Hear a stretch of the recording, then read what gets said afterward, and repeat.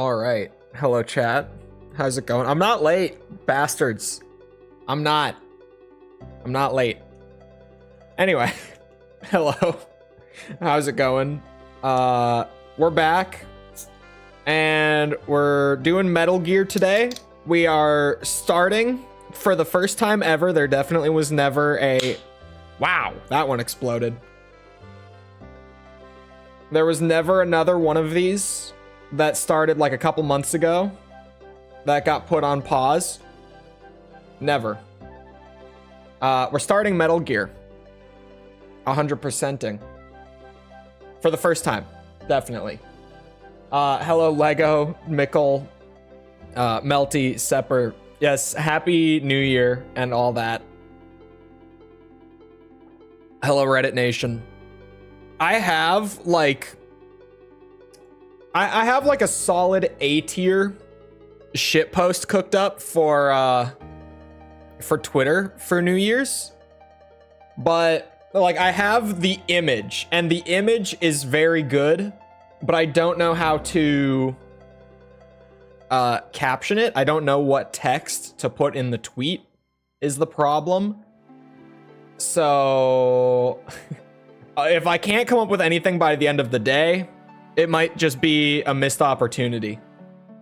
But anyway, hold on. Let me make sure. Okay, my camera looks fine. Before I switched over, I was like, I need to know. Metal Gear 2 video went up today. I am officially 3 games down on the Metal Gear franchise. And so I now have that wiggle room that I've been waiting for to actually start this and do this properly. Whoa. Okay. Hold on now. Armored Core wallpaper. Say hello. I forgot that this game is loud as shit and that the solution last time was just turn down all of the desktop audio on OBS and turn down my headphones. Let's see. How's that?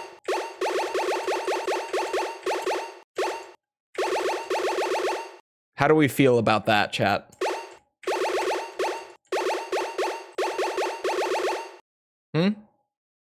Too loud? Too quiet? Just right? A little loud? Okay. It also runs in full screen, so anytime I need to mess with it. You said a little loud? So I'll go with that. Hold on. Hold on.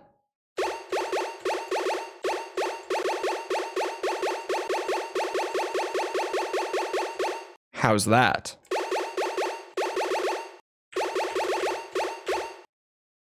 How does that sound? I wish that there was just audio in the game. It would make this, or audio settings in the game. It would make this a lot easier, but 80s game and all that. Still too loud? Like a degree less. Oh, I turned it up that time, not the time before. All right, here is 1 decibel quieter.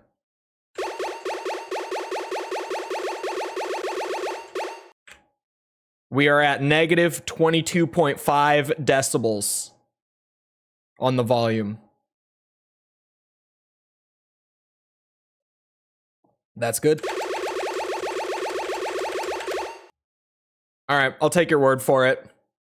I'm assuming next video is Ace Combat 0. I have no comment on the matter at this time. Official statement. New Year's is so fun because you have a fun little time with family and stuff, but also I have never been more hungover. Is that true? Did you get the drunkest you've ever gotten on New Year's 2024? Would that be 2024 New Year's? Is that what we call it? I forgot that the music goes kind of hard in Metal Gear 1. My ears are being assaulted.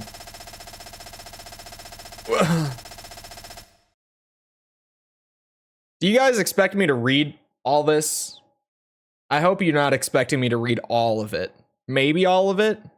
There's a lot of it. Like, I'm gonna be burning through water if I have to read all of it. This is Big Boss. Operation Intrude N313. Infiltrate the enemy's base, Outer Heaven, and destroy the ultimate weapon, Metal Gear. Where's the button? There it is. Let's go over the details first. Make contact with Gray Fox and find the location of the ultimate weapon, Metal Gear. Let's use frequency 120.85 for all communications from now on. Over. Thank you. Don't have the reading level for this, so I'm afraid so. Don't expect any... Okay, hold on. I gotta... Buttons. There. Okay, that's my punch button. I just did Metal Gear 2 last week, and the buttons were different. So now I'm gonna have to re-pick up this one. Weapon select is on S. Transceiver is on D. Aha. Equipment select is on A.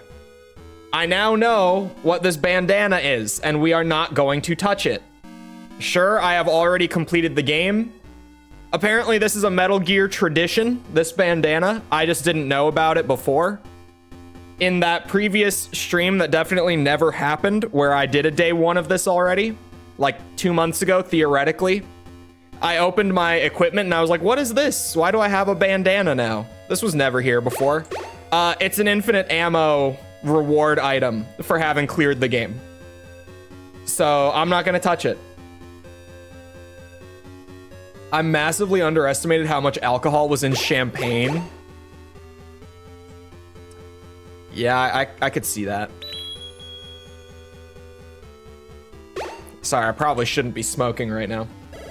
If there's some funny translations like Iron Cog. Hold on. This is Big Boss. The mission is infiltration. Is the volume fine for you guys? I'm just double checking because the volume is not fine for me. Make sure that the enemy does not discover your whereabouts. Over. Thank you. The text is an absolute barrage on my ears. Like, the music, great volume. This is perfect volume. But as soon as that text scrolling starts, bro, it's over. My ears are destroyed. I can't punch the wall to distract them. It's fine.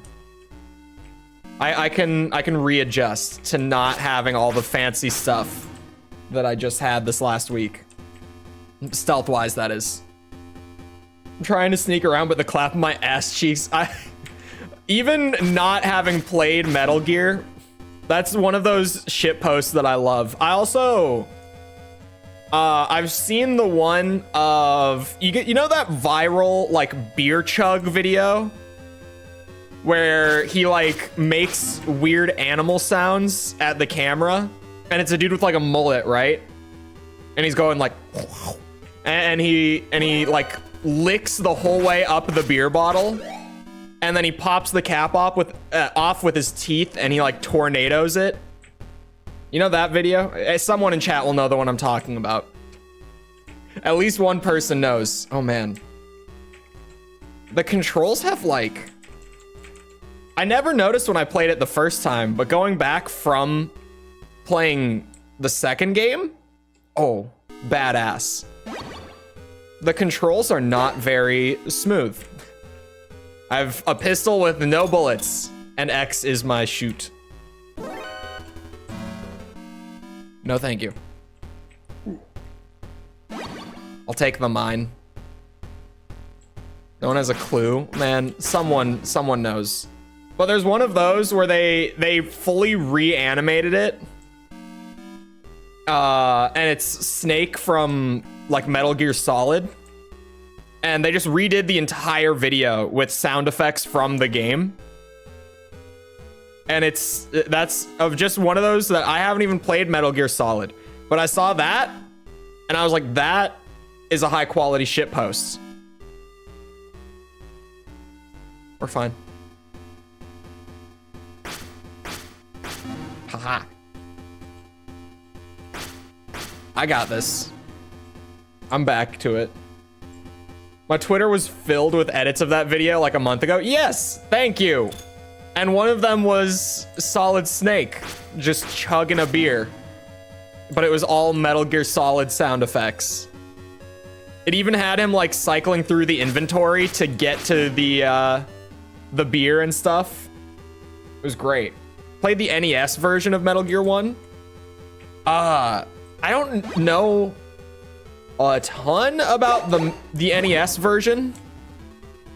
I like to do spin-offs and stuff, but NES Metal Gear, like, for a lot of it is the same game to my understanding, but then a lot of it is also just really different. Like, I know that you don't even directly fight Metal Gear in the NES version of the game, and apparently it's like a supercomputer for the final boss or something. Okay, 3 is my max. You start in a jungle? Oh yeah, I've seen that too. That you start outside before you enter instead of him like swimming in. All right, key card 1. Let me just hit the truck before I leave. Ooh, this item that I will never use. Binoculars. I don't get the binoculars. I really don't. They were back in the second game, and I was still just like, why? Because I can use them to look into the next... Oh, I guess... Okay. Okay, here maybe it's not so bad, because I can see the guards in the next room. In the second game, you have the radar, so I don't know why they came back in that game, but... Here, maybe. Just to look at the next room to make sure that you don't like enter and you're in someone's line of sight.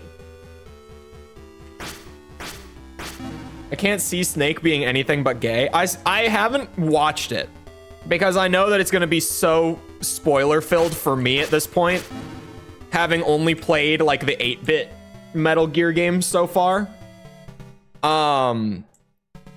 But in my YouTube recommended the other day, there was a video that was titled something like 486 separate instances of someone being gay in the Metal Gear Solid franchise. And the video was like 2 hours long or something.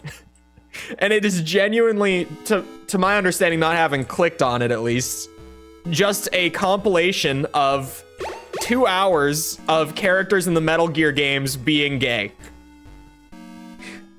Which, those are the moments where you're like, yep, I love the internet. Oh wait, hold on. When... I'm out. Oh my god, they're still chasing me. Leave me alone. I'm leaving. Goodbye. Oh Jesus, I might have to fight my way out of this. Which is gonna go very poorly. Will they follow me in here? There's a ration in here. Come on. I forgot how hard the music goes, man. Oh, here we go. Oh my god. I don't have bullets. I'm screwed. It's over. It's over. Wait, why do I not have my rations equipped? I can handle this. Hold on. There's also, this is... Item farming is a thing. We're not screwed. Survival instinct. Here we go. I was ready to give up, but I have a plan. I can beat the shit out of all of them. You see? I had it under control the entire time. All according to plan.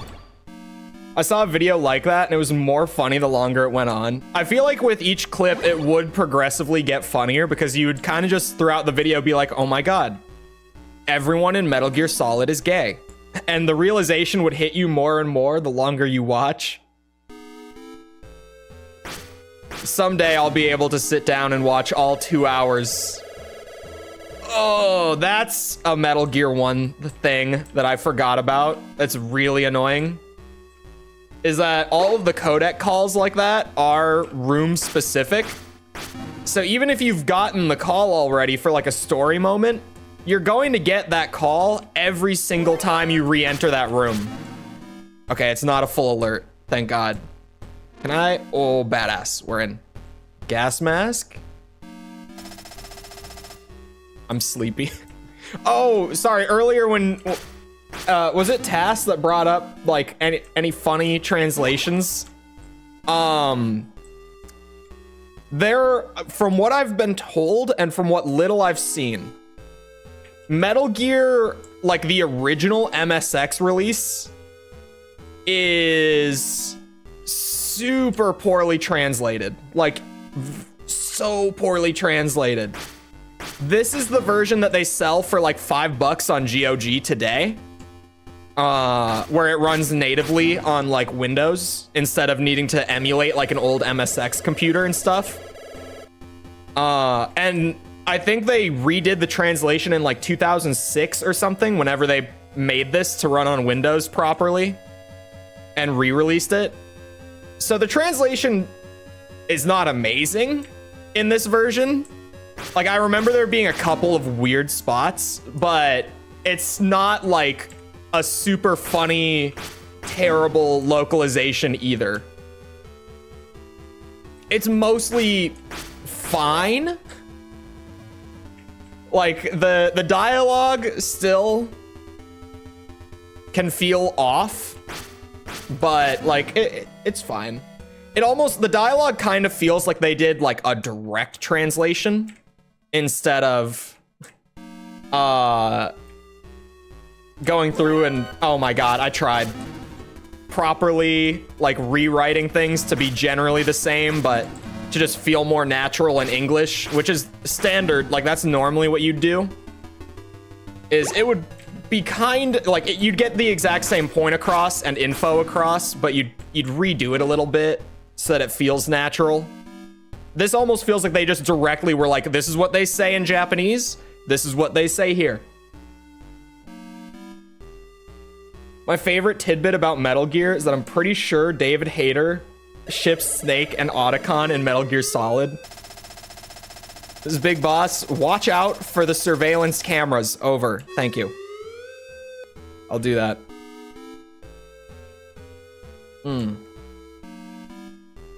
Okay, check this out. I'm smart. I know what to do. We slip in here. Actually, I might want to go this way. Oh, shit. I still have no bullets. Like, I'm still in serious danger. Ah, shit. Of gunfights, because all I can do is box my way out. Which has been working for me so far. See? That's totally the real Big Boss. That is. That's him. Big Boss. What does David hate?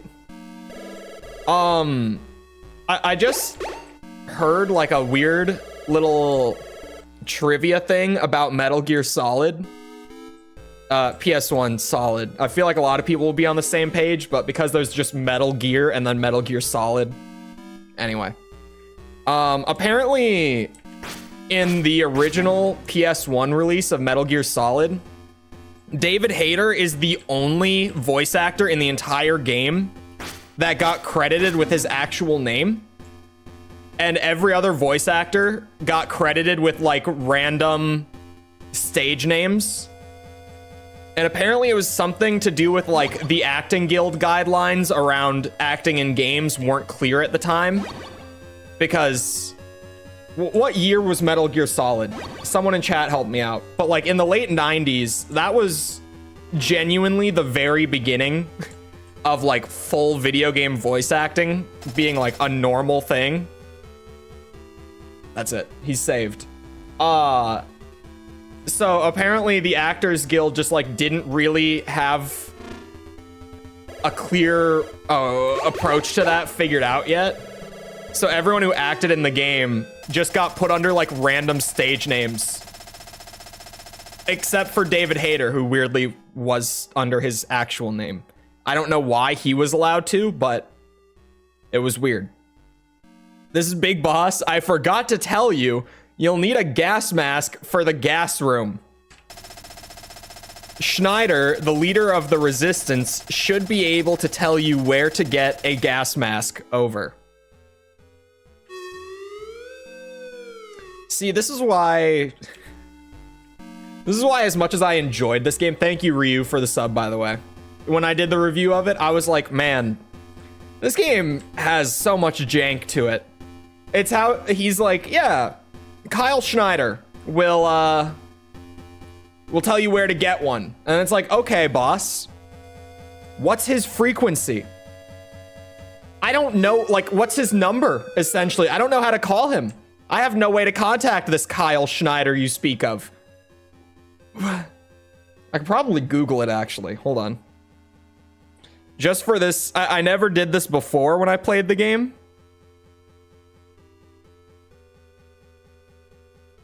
Actually, could I just get maybe like a cheat sheet of all of them? Is that a thing? Because that would be nice. Call me crazy. Like I've done the whole, you know, play through blind and write them down in a notepad on my phone thing. Been there, done that. This time, is there just maybe like a cheat sheet with all of them? Perhaps. Just guess the number. I'm not guessing the number. Absolutely not. I'm pretty sure they were in the manual. Oh, were they? Wait, does GOG have the manual? Like, hold on. Let me check the GOG app real quick in that case. Is the manual, like, in here? Extras, maybe? No. No manual? No manual. Hold on, maybe? Read more? No, this is like the store page. Okay, yeah. The GOG version just comes with not the manual, clearly. I have a good feeling about 426.9. Can you... How far? Oh, no, it's only within 120.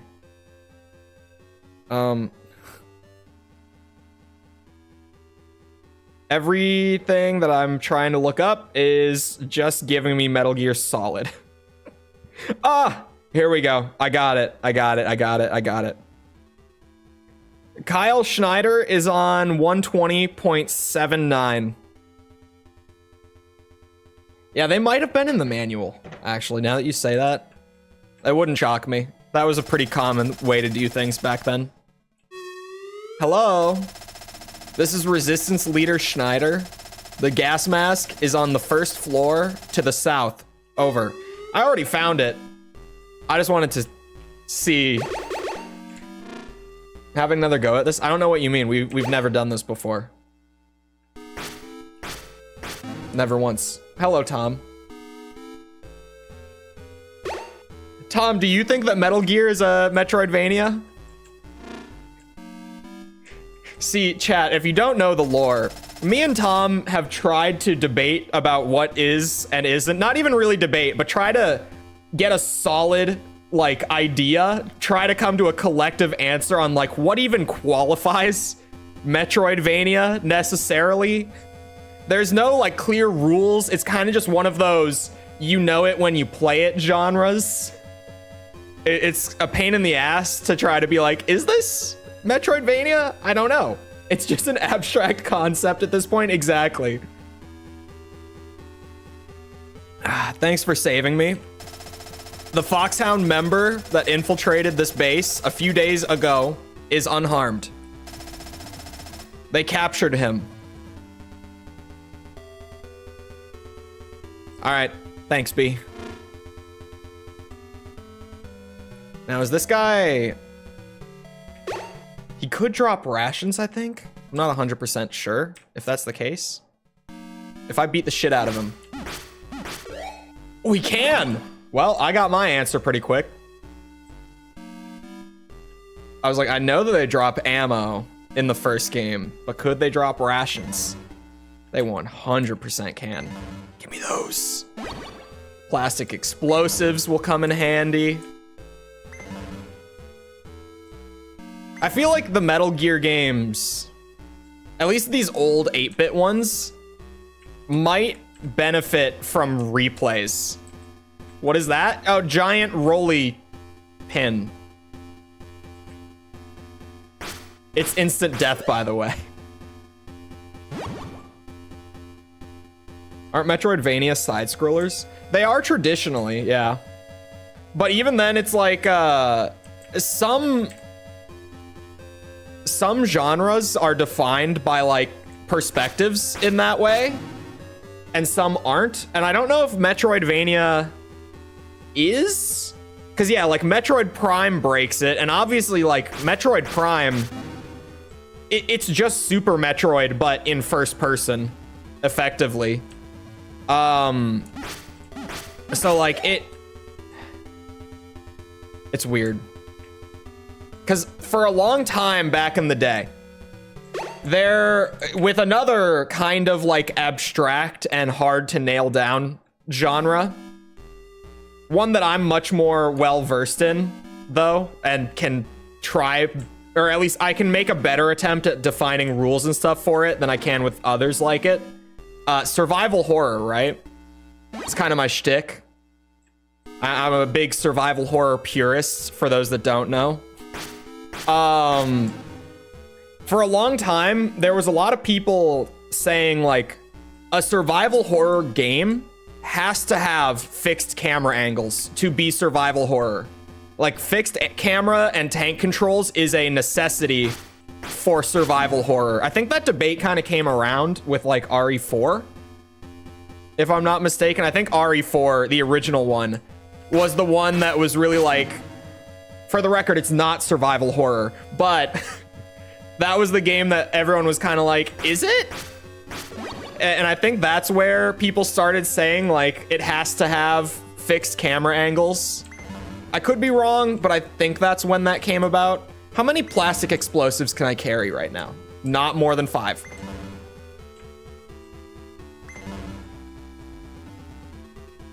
I found out recently that one of my childhood favorites was a FromSoft game, 3D Dot Game Heroes. What? 3D Dot Game Heroes. Hold on, is this a level 2 door? Sure as shit is. Ooh. Hello. RC missile. We take those. We certainly take those. Oh, that camera might see me. I don't... Okay, it doesn't go up all the way. You... Is this the gas room? I don't think I've ever properly played... Oh, yeah, Immersive Sim is one of those that's, like, super hard to nail down. I feel like Immersive Sim is a good one for, like, the camera angle or, like, perspective thing. Because almost every Immersive Sim is in first person. But sometimes they aren't. Like, every once in a while, they aren't.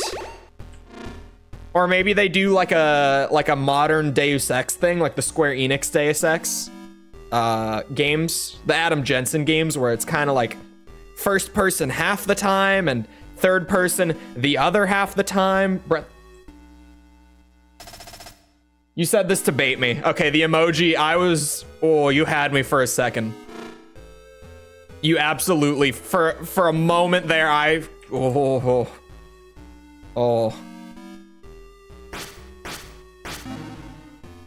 He was baiting me. Have I ranted about that before? I might have. Because there was one day that I came across people saying that Breath of the Wild was an immersive sim. And I was like, oh my God.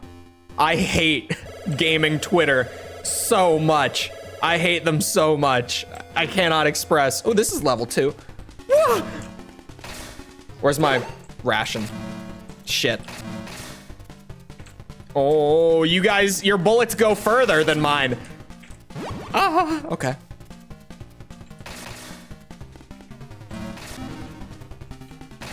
Bah, bah, bah. Oh, son of a bitch. That bullet hit him. Shit. Aha! Worth it. Suppressor is worth it.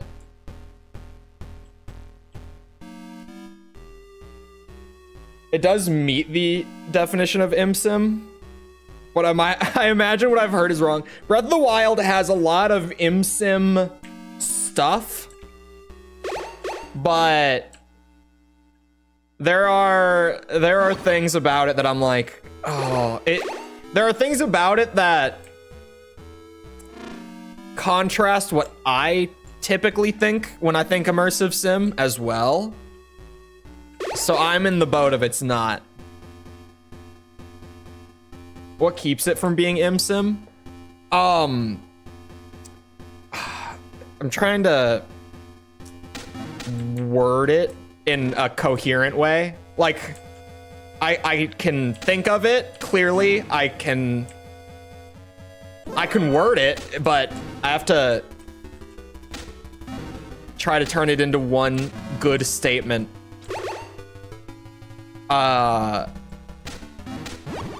It's mostly its progression for me.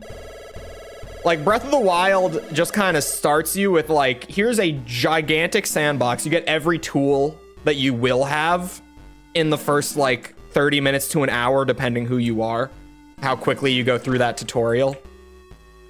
And then you play for, like, I mean, if you're like me or Tom, like 200 hours with that exact tool set and nothing really varies. And you're kind of just going around doing, I'm saying it, the same thing over and over again. I was like, do I self-censor? Ah, bitches. Oh, wait, I already have mines. Oh, I was just down here to check the door. Shit. ImSim is maybe the most abstract that I can think of. Why?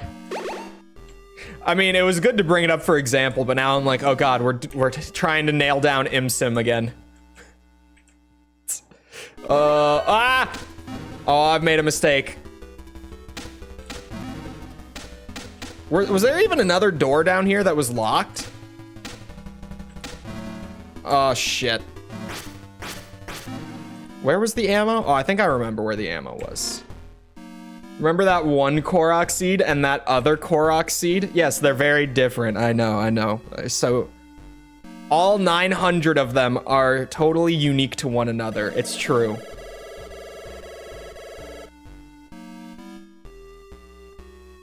Oh, hold on.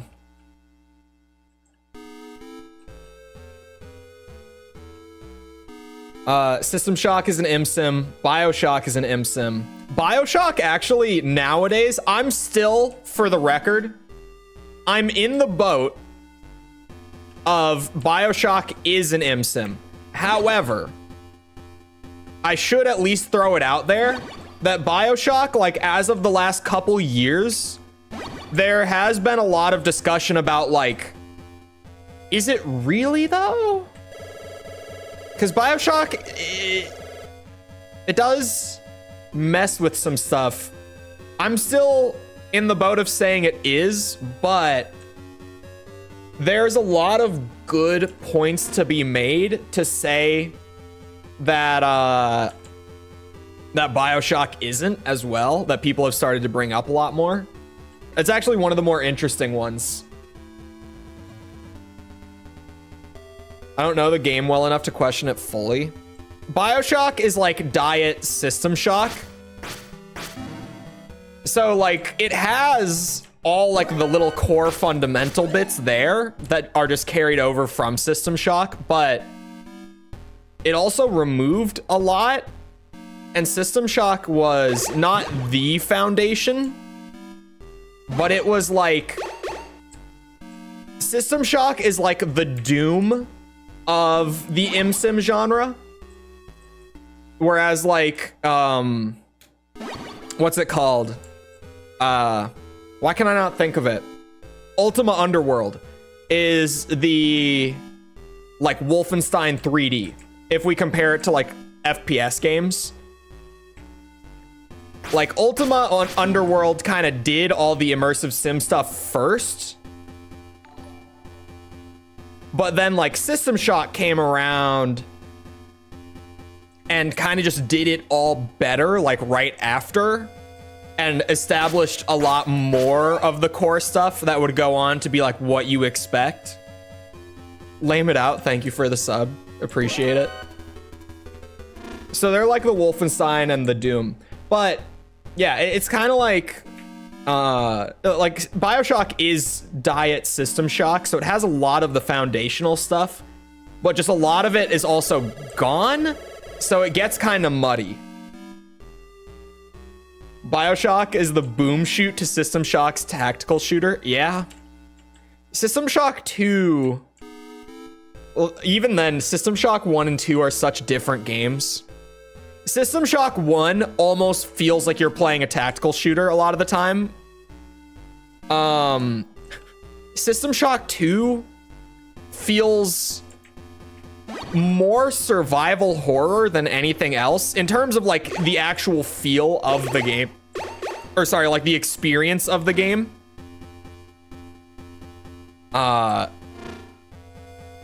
You would be like, it would be hard to blame someone for playing System Shock 2 not knowing going in that it is ImSim, and they might call it survival horror, and you'd kind of be like, yeah, I can see where you got that.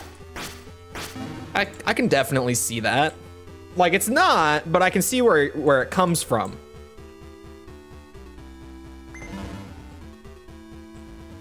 The System Shock, and then BioShock is very, very action heavy, like by comparison, where it is a lot more running around. How do you not see me? And shooting things. And it's a lot more linear than the System Shock games as well. There's a lot less like exploration and like sequence breaking and stuff like that in BioShock. Sequence breaking. Breath of the Wild is missing the sequence breaking.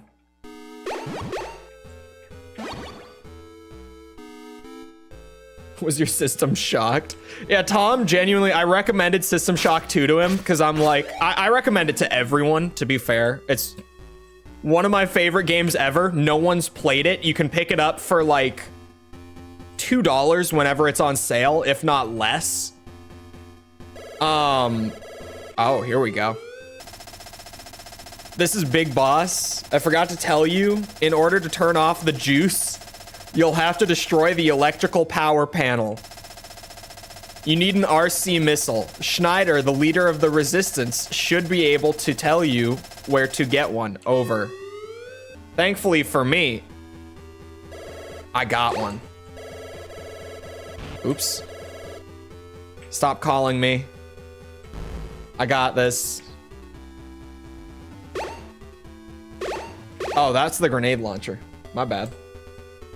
Too many backtrack? There's a lot of backtrack. I feel like Metal Gear 1 backtrack is not terrible. Not to spoil the Metal Gear 2 video for people who haven't watched it yet. Metal Gear 2 has too much backtrack. Too much. Way too much. In the video, I say something to the extent of like, I don't really want to know how much of my playtime was spent just like running back and forth in areas I've already been through. But if I had to estimate, it's at least 2 hours of my playthrough was just like kind of empty space walking back and forth between areas. It was a lot. I feel pretty good about the 2 hour rough estimate. Diane from the Resistance will provide support on frequency 120.33. Diane should have a lot of information about the enemy.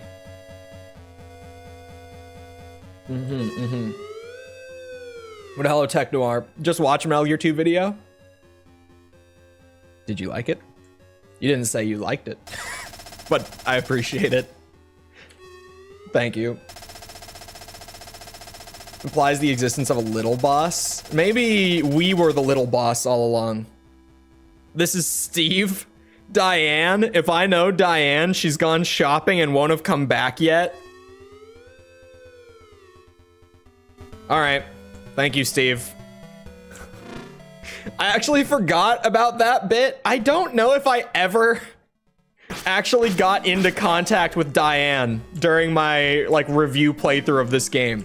I remember I tried to call her a few times throughout the game, and I kind of just always got that thing from Steve where he was like, yeah, she's out shopping. Maybe she'll be around later.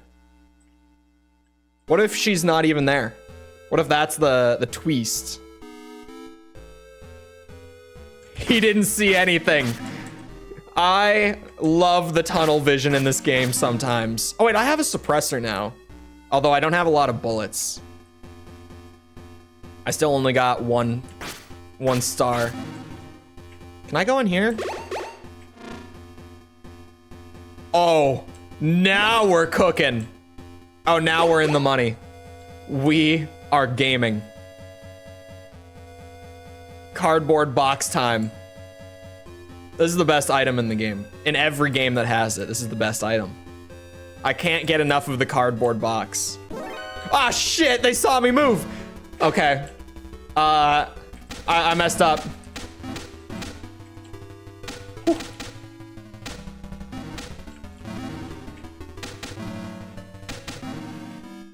So every game? So far for me, every game. Yeah. I don't know if they ever have a game without the box, but at least so far, yes. Oh man. There's a lot of floors.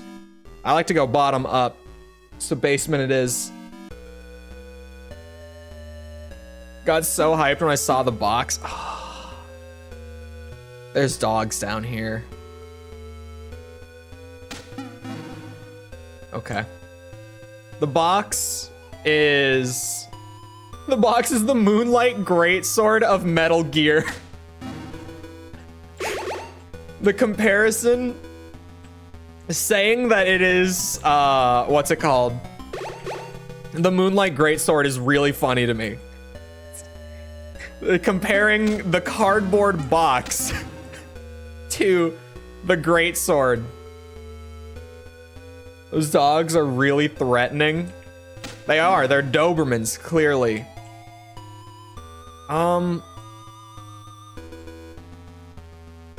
Okay. Like, I know that there's secrets down there. I know that I can get through the walls, but for sake of authenticity? Question mark? Immersion. For sake of immersion, I'm not going to sequence break it by going to the secrets early. I'm gonna wait until they're tutorialized the way they normally would be. Even though I'm well aware of them. Combat Chihuahuas. See, now why did you have to call them Chihuahuas? Are any of you guys gonna drop me ammo? Nope. Okay.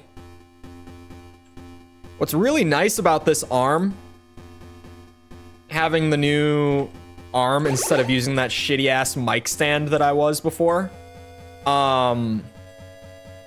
is that I can now play keyboard games without worrying about my loud ass keyboard switches just drowning out the audio the entire time and being obnoxious. It makes this much better, for sure. Like, you might still hear it. It won't be anywhere near as loud if you do still hear it.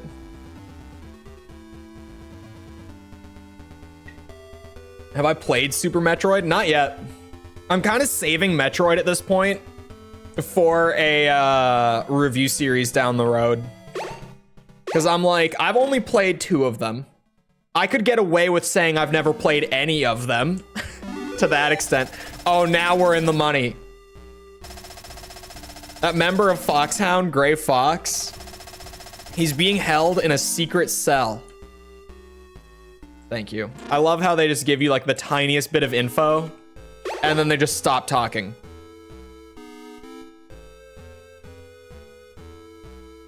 Do be clacking. Ah, shit.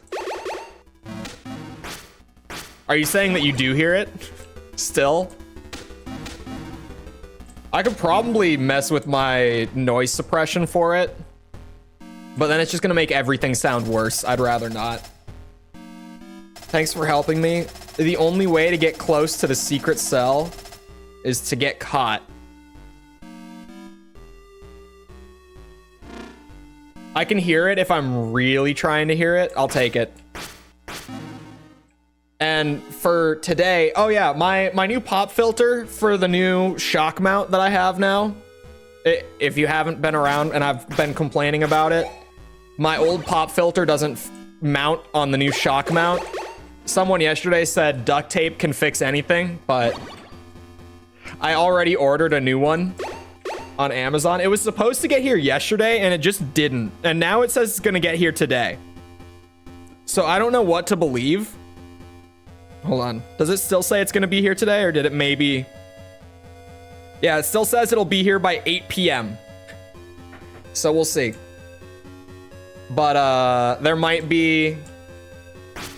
although people in streams have been saying they haven't been hearing anything. But I know in the Metal Gear 2 voiceover, there were some... what's the term? I can never think of the term off the top of my head. It's literally on plosives. They're plosive. It's a weird word. It's a very oddly specific word. I'm an audio nerd and I can't even remember it sometimes. So yeah, if you hear any plosives, then the pop filter will be here any day. Puh, exactly. It's bad. It was really bad in the Metal Gear video, in the Metal Gear 2 video. I was frustrated by it, but c'est la vie. Infiltration accomplished. Find the cell where they're holding Gray Fox. Check the walls. Over. The double exclamation mark is the best part for me. Wow. Right away. That didn't take long at all. Made it, rookie. I'm Gray Fox. Metal Gear is the ultimate weapon. An all-terrain, nuclear-equipped walking battle tank. It's a mech. We can call it what it is. It is a mech. When it's finished, a nuclear strike can be launched from anywhere on the planet. We must do everything we can to destroy it before it's completed. There's only one way to destroy Metal Gear. And the only person that knows how to do that is Metal Gear's developer, Dr. Drago Petrovich Madnar. God, this is an assault on my ears every time. And he's being held prisoner somewhere inside this building. Find Dr. Madnar. I recorded about 80 hours of GTA 5 footage and a full playthrough of Astro's Playroom for a Platinum Trophy video. And the audio tracks didn't record right. So my mic and game audio's on the same track. That might be fine, right? Maybe? I don't know. What specifically are you trying to do that this is a problem? They did take everything. All right. I'll just hobble around for a bit. Oh, here we go. I'm the shot maker. This is my favorite boss ever. No one has ever escaped from here. Starts rolling. He's such a random boss. He's so goofy to me. He just shows up. He's like, I'm the shot maker. You're dead. And he starts rolling around, firing shotgun blasts at you. It's so funny. It shouldn't be as funny as it is to me, to be honest, but I find him weirdly funny. Oh, yeah, there it is. That being the way in. Oh, I see that. What button? Aha. Give me... I didn't mean to eat it. That was not my intention. All right. I got this. The shot maker is not prepared.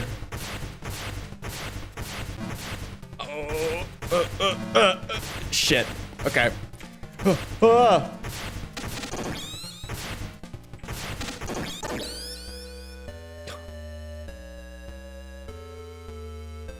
Videos are entertaining and have good pace. Good pace? I'll take it. That's like my #1 thing. Although, I'm in the process of writing the next video and I'm formatting it a little differently just for sake of experiment.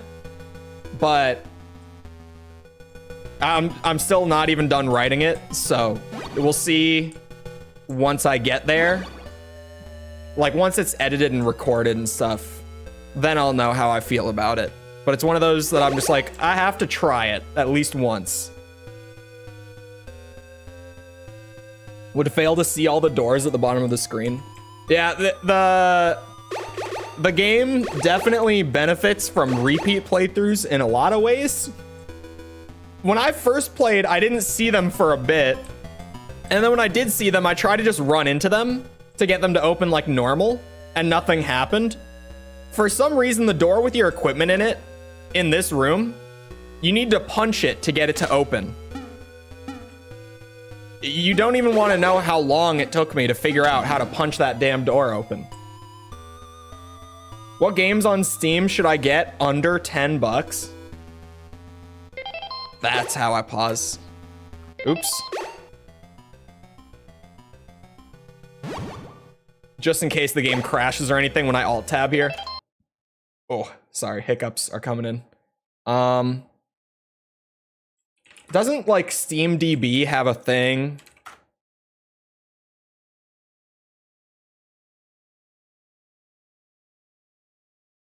Where you can see, like, can I go and look at, like, can I filter to less than $10 for price? Oh, wow. Ready or Not has a great player count right now. Good for them. Game is so good, by the way. That's one of my, since it's officially out in 1.0, Ready or Not is like tied for my indie game of the year for 2023 now. 2023 is over. I just, like, as soon as I said that, I was like, yep, that's a thing now.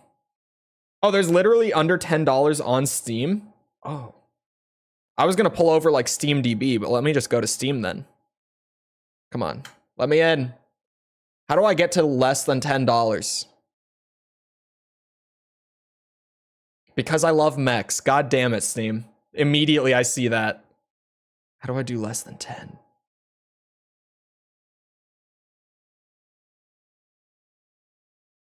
Who's got the guide? Halo? Is Master Chief Collection less than 10 right now? Oh, it is $10, dude. Like, I gotta go with Tom on this one, because here's the thing with Master Chief Collection, right? This is 6 games.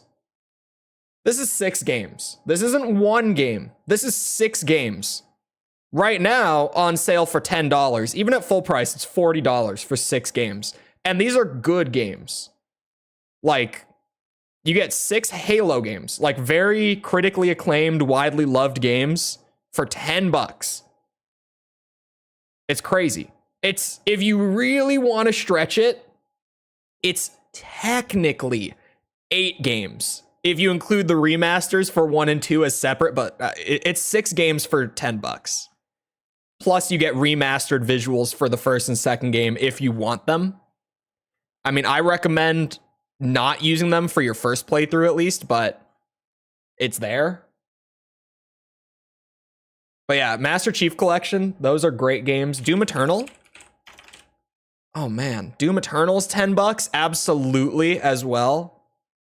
Doom Eternal is still probably my favorite FPS game of like the last 5 years. I'm trying to think, is that true?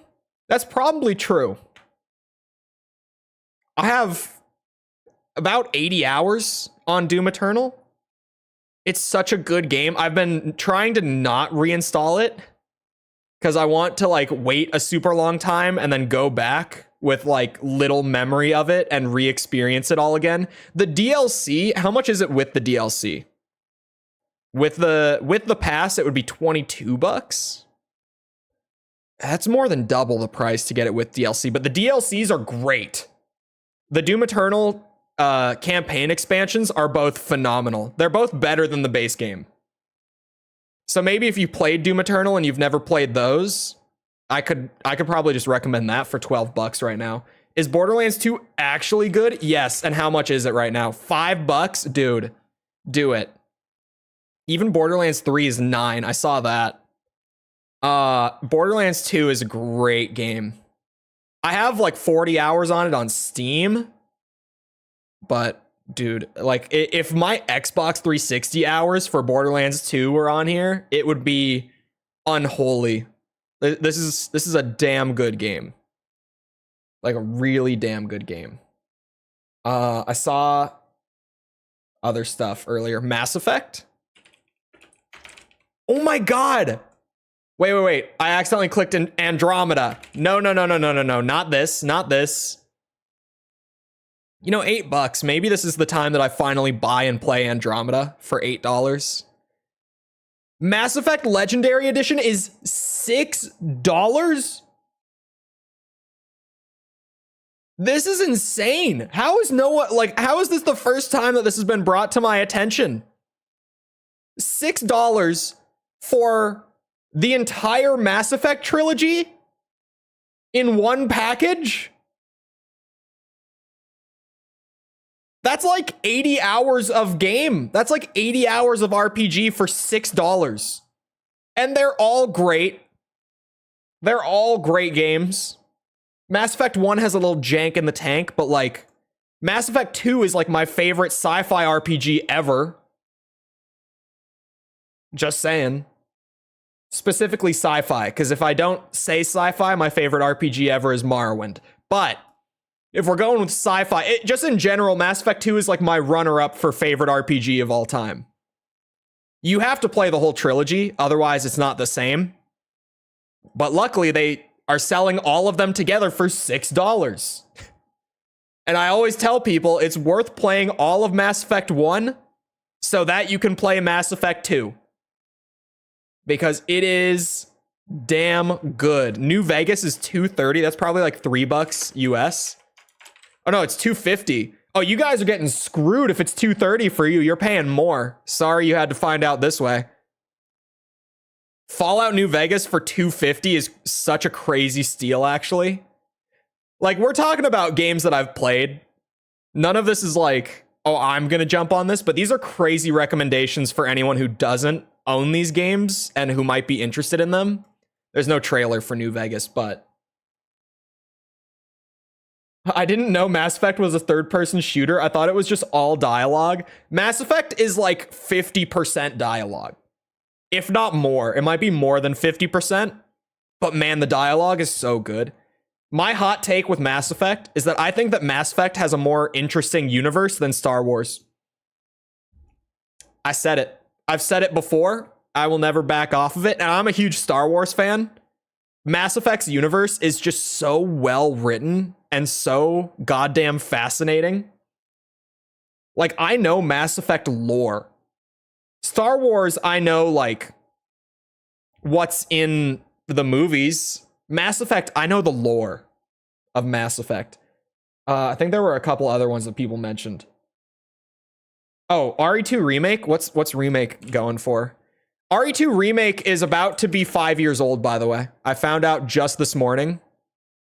The Resident Evil 2 Remake is turning 5 years old at the end of this month. Just in case anyone didn't need to hear that. I had to figure that out this morning, so now you have to know it too.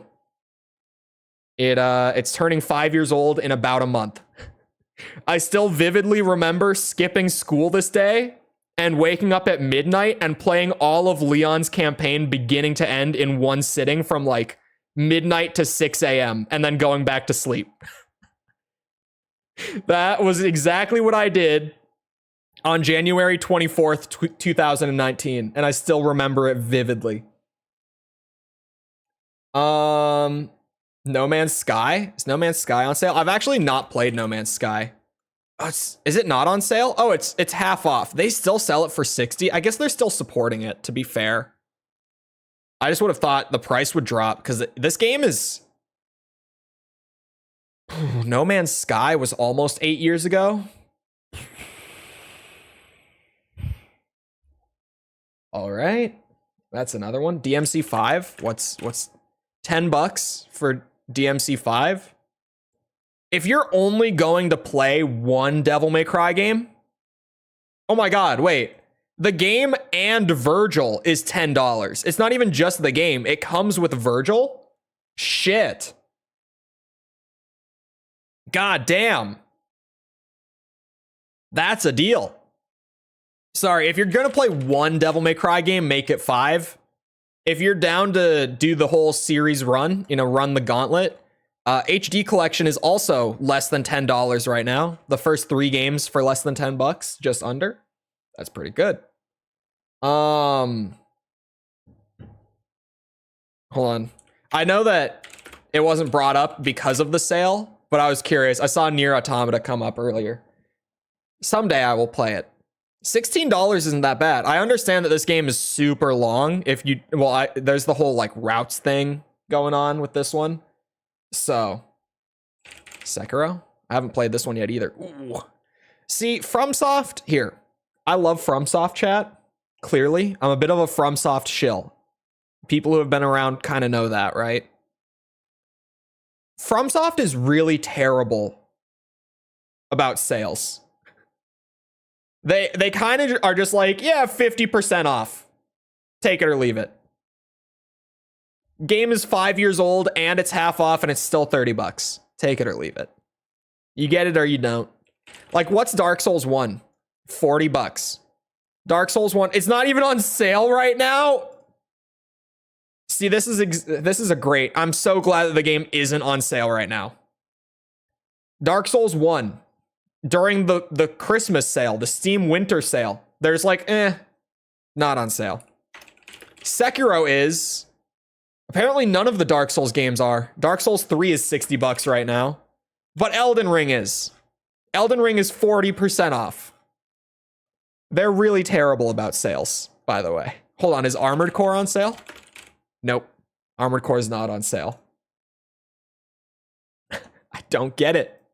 Man, I don't get it. FromSoft is really bad at sales. They never do sales. Dead Cells? Dead Cells is $12. Maybe. Because this is one that's like been on the backlog. This is one of those indie games that I need to play, that I haven't played. This might be the time. Hold on. I'm gonna get this whole Steam browse out of my system for the sale. Now that I'm on it, I'm just like, is there anything else that I need to check before I go back to Metal Gear? I'm just trying to think. Tom brought up Metro. Okay, the Metro games are still on sale. I don't own Exodus on Steam, for the record, because I'm about to talk about how much I love this game. I don't own Exodus on Steam because I own it on Epic. When it came out in 2019, it was an Epic exclusive for like the first year or something. So I own it on the Epic Games Store, unfortunately, which is why it shows up as not in my library. But this is another one of those things where it's like, if you're only going to play one Metro game, then play Exodus. These games are all phenomenal. I love all 3 of them. The whole trilogy is great. But yeah, what Tom is saying is check out the series price. Okay, this page is kind of... So, Exodus is $6, right? This is the newest game. It's $6. 2033, the remasters for the old games are going for $2 a piece. The first and second game are $2 a piece. The newest one is $6. The entire franchise, the whole trilogy, if you buy them, even though they're separate, it's $10. I paid $8 for all the games in DLC. Yeah, conversion. Pound. Fancy L's to, fancy S's. Last Light, warning if you're going to play all of them on my recommendation. Last Light is the weakest of the bunch. Still good game. Still, like, in terms of games as a whole, in terms of, like, FPS story-based experiences, this is still an above-average game. It's just the middle one is the weakest of the bunch. Just as fair warning to anyone who might be going into Metro because they're so cheap right now. The middle one, it kind of drags. It feels a little... Yeah. But 2033 is great. Exodus is amazing. Exodus is one of my favorite games, just ever. This game is so good. So good. And the DLCs for them, or for Exodus, are great too. These are super cheap right now. You could get the season pass for an extra $3 if you want it. Left 4 Dead 2. That's gonna be $1, isn't it? For us. Yep, Left 4 Dead games are $1 a piece. Oh my god, you can get the bundle. Hold on, did you see that? If you, for some reason, have never played Left 4 Dead, you can get the bundle for $1.48, it said. The price isn't on here, but it did just say $1.48. To buy both of them. Which, to be fair, with Left 4 Dead 2, there's not much reason to go back and play the old one. But they're both great. The old one is still perfectly fine. It's just like, 2 is pretty much the same game, just with more stuff. So it's kind of like, you don't really need to go back. Shadow of Chernobyl's on sale for $5. This is a sleeper. This is one of my favorites too. I love the Stalker games. Stalker 2 never gonna come out, by the way, but you know, they're taking their time. They got their shit going on, but all right, I'm cutting myself off. I'm going back to Metal Gear. Obviously they've got their stuff going on, but man, that game has been, I need it.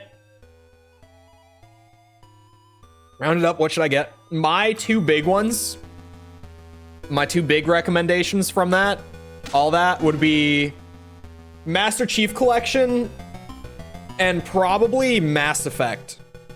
You could buy both of those for $16 US total, and you would get like 9 of my favorite games ever for $16 if you just bought those two and called it a day. Hold on. Now I can do the secrets in the basement. I didn't even think about it. Stalker song. Elden Stalker. Yeah, oh. Elden Ring DLC also never coming out, not a real game. Hollow Knight Silk Song never coming out.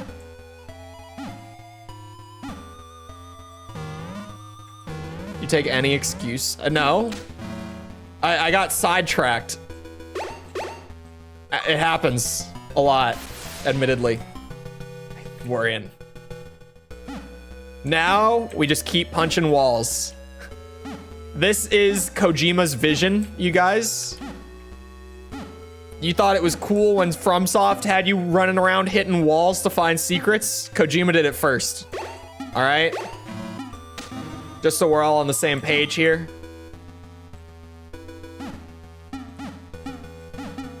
Don't tell our sweet summer child, Finn, that Silksong wasn't real. Finn has been gaming a lot again recently. I know that Finn for a while was like too busy to really game. But he's been online on Steam a lot recently. I've seen Finn gaming again. It might just be like holiday break or something, but Finn has been looming around again. Ever think about multi-streaming to Twitch as well? No. Like, I used to be on Twitch for a long time. And I left Twitch. My first YouTube stream was January 1st, 2022. Moving over again. But even with the multi-streaming thing now on Twitch, that I know a lot of people are like, oh, this is big. The guidelines are really shit. Like, literally in their TOS for the multi-streaming stuff, it says, like, you can't offer a better experience on another platform while multi-streaming. And, like, that's the guideline. They leave it there. They literally just say, like, you can't offer a better experience. And they don't do anything to, like, quantify what that means. They kind of just be like, they really do say, yeah, you just, it can't be as good as your Twitch stream on other platforms. And they just, like, that's the rule. And it's really weird. There's other stuff like you can't have both stream chats on screen. That breaks TOS if you do that. There's just a lot of weird stuff with the multi-streaming.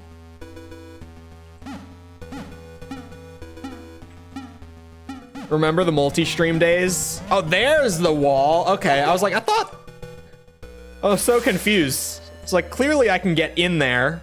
I just can't seem to find the spot. Oh. Why? Stop. Let me. Oh, God. Bitch. I took a little damage. It's fine.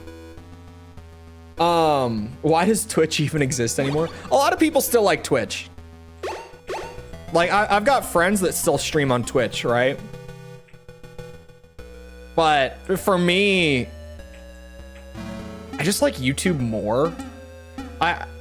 In general, I like YouTube. I'm trying to word this in like a coherent sentence. Keep it brief and not confuse the shit out of people. YouTube feels more like you can be rewarded for effort put in, whereas Twitch feels kind of like you're playing the lottery every day. Because Twitch, like, you know, no algorithm, no real way of like marketing the stream outside of like titles or using other platforms that do use algorithms and stuff. I'm trying to think, like stuff like that. Obviously every category on Twitch is just sorted by view count. So it's a rich get richer. If you're starting out, or if you're small, you stay at the bottom. Like, I like YouTube to the point where I don't want to go back. But Twitch still is really nice for a lot of smaller creators, or maybe a lot who are newer to it, because it's a lot less effort. Like on YouTube, whenever you do a stream, if you want the algorithm to do anything for you, like you have to do titling, tags, keywording, all that. You have to like make a thumbnail that's gonna show up in the recommended against like other videos. So you gotta make like a competitive thumbnail, so to speak, like one that's actually gonna be interesting.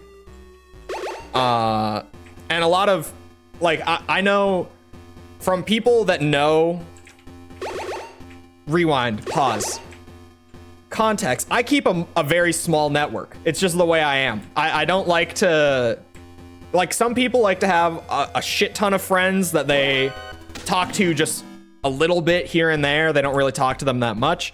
I'm like the opposite. I like to have like a small handful that I talk to like all the time. It's just more, I'm kind of wired that way, I guess. I don't know. So I know from friends of mine who are on Twitch and who are like larger network kind of people, that a lot of Twitch streamers who want to move to YouTube for like discoverability and stuff inevitably don't do it because of like the need to learn metadata and like marketing and all that.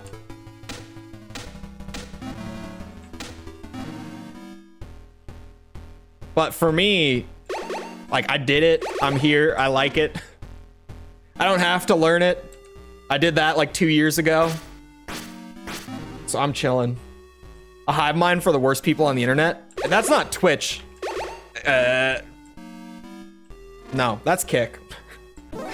Mid-sentence, oh, come on. Mid-sentence, I was like, do I pull that punch? I caught it at the last second and I considered.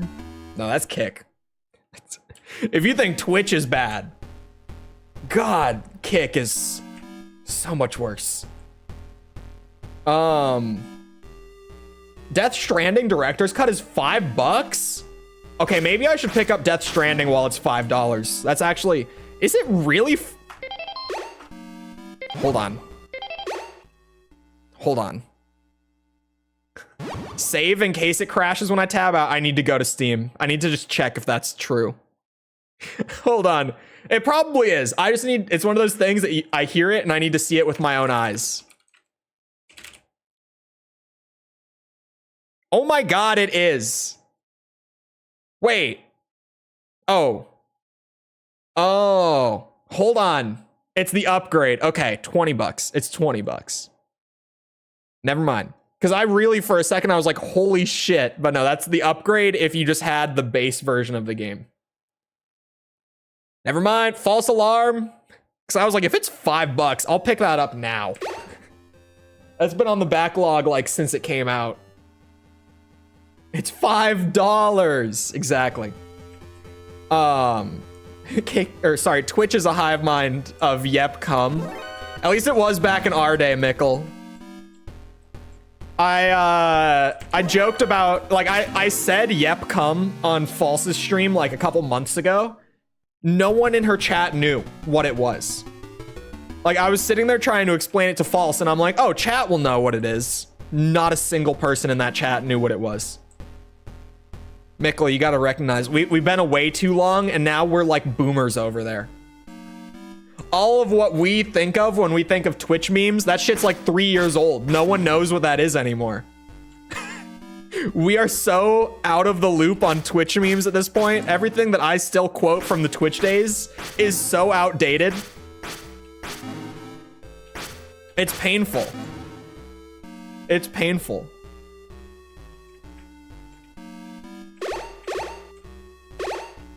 Shit, what key? Oh, god damn it. Wait, I can't even get in there. Where was I before? What door was I opening? Where did I? Oh god.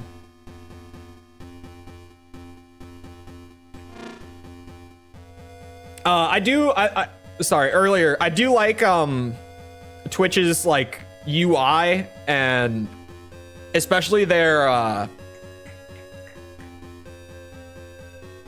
community features better than YouTube's.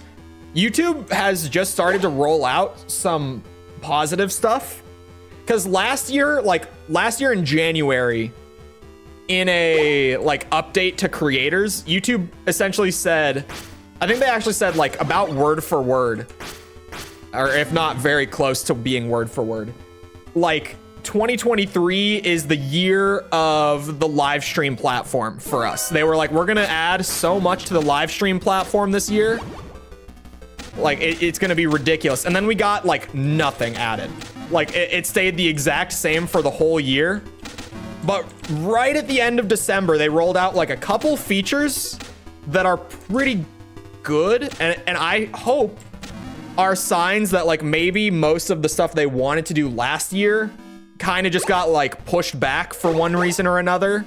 And it's gonna come around this year now.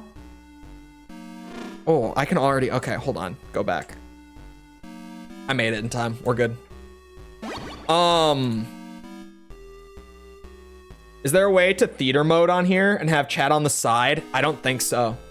Maybe with like plugins. The big thing with YouTube Live right now is like plugins can be game changers, but the actual like UI is not quite there.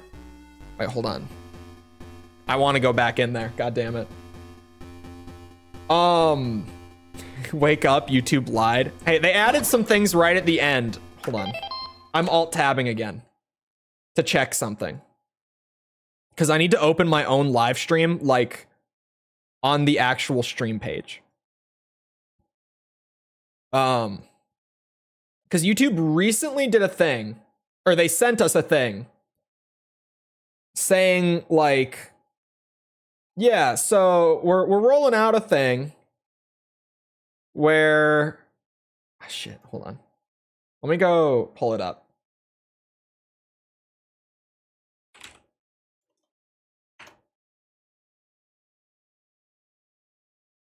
I'm filtering through my DMs with someone to find the link to this post. Because I know that that's going to be the easiest way for me to pull it up.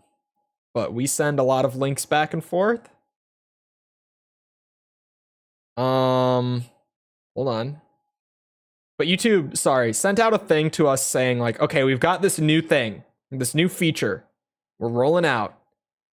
And essentially what it is that every month, partner channels that live stream will be able to gift out 10 free memberships like on us every month. Like, you know, free of charge, like we cover the costs and you get to gift out 10 memberships a month. And it was like, whoa, that's pretty crazy. There were a couple things where like the tier had to be below $5. So for me, it's like I can only give out tier 1, which doesn't get like proper patron stuff other than like it gets the updates, the like updates on what I'm working on sort of stuff, but it doesn't get like video access or anything. But still being able to give that out for like emotes and just people being able to like have badges and stuff, like loyalty badges. I got pretty excited about that. As of currently, it is still the case that brand accounts, however, do not have access to the feature yet. So for most partners, including me, we don't have it yet. But they said it'll be coming very soon. Always the AC6 wallpaper. I have like 4 wallpapers that cycle right now. And yet it kind of, when I'm streaming, I swear, like most of the time it is the AC6 wallpaper. Genuinely. But hello, Gustavo. Or the Ace Combat one. The Ace Combat one pops up a lot. To be fair. I can't wait to never pay again. Mod priority is going to be great. What do you mean mod priority? I don't get to choose who gets it.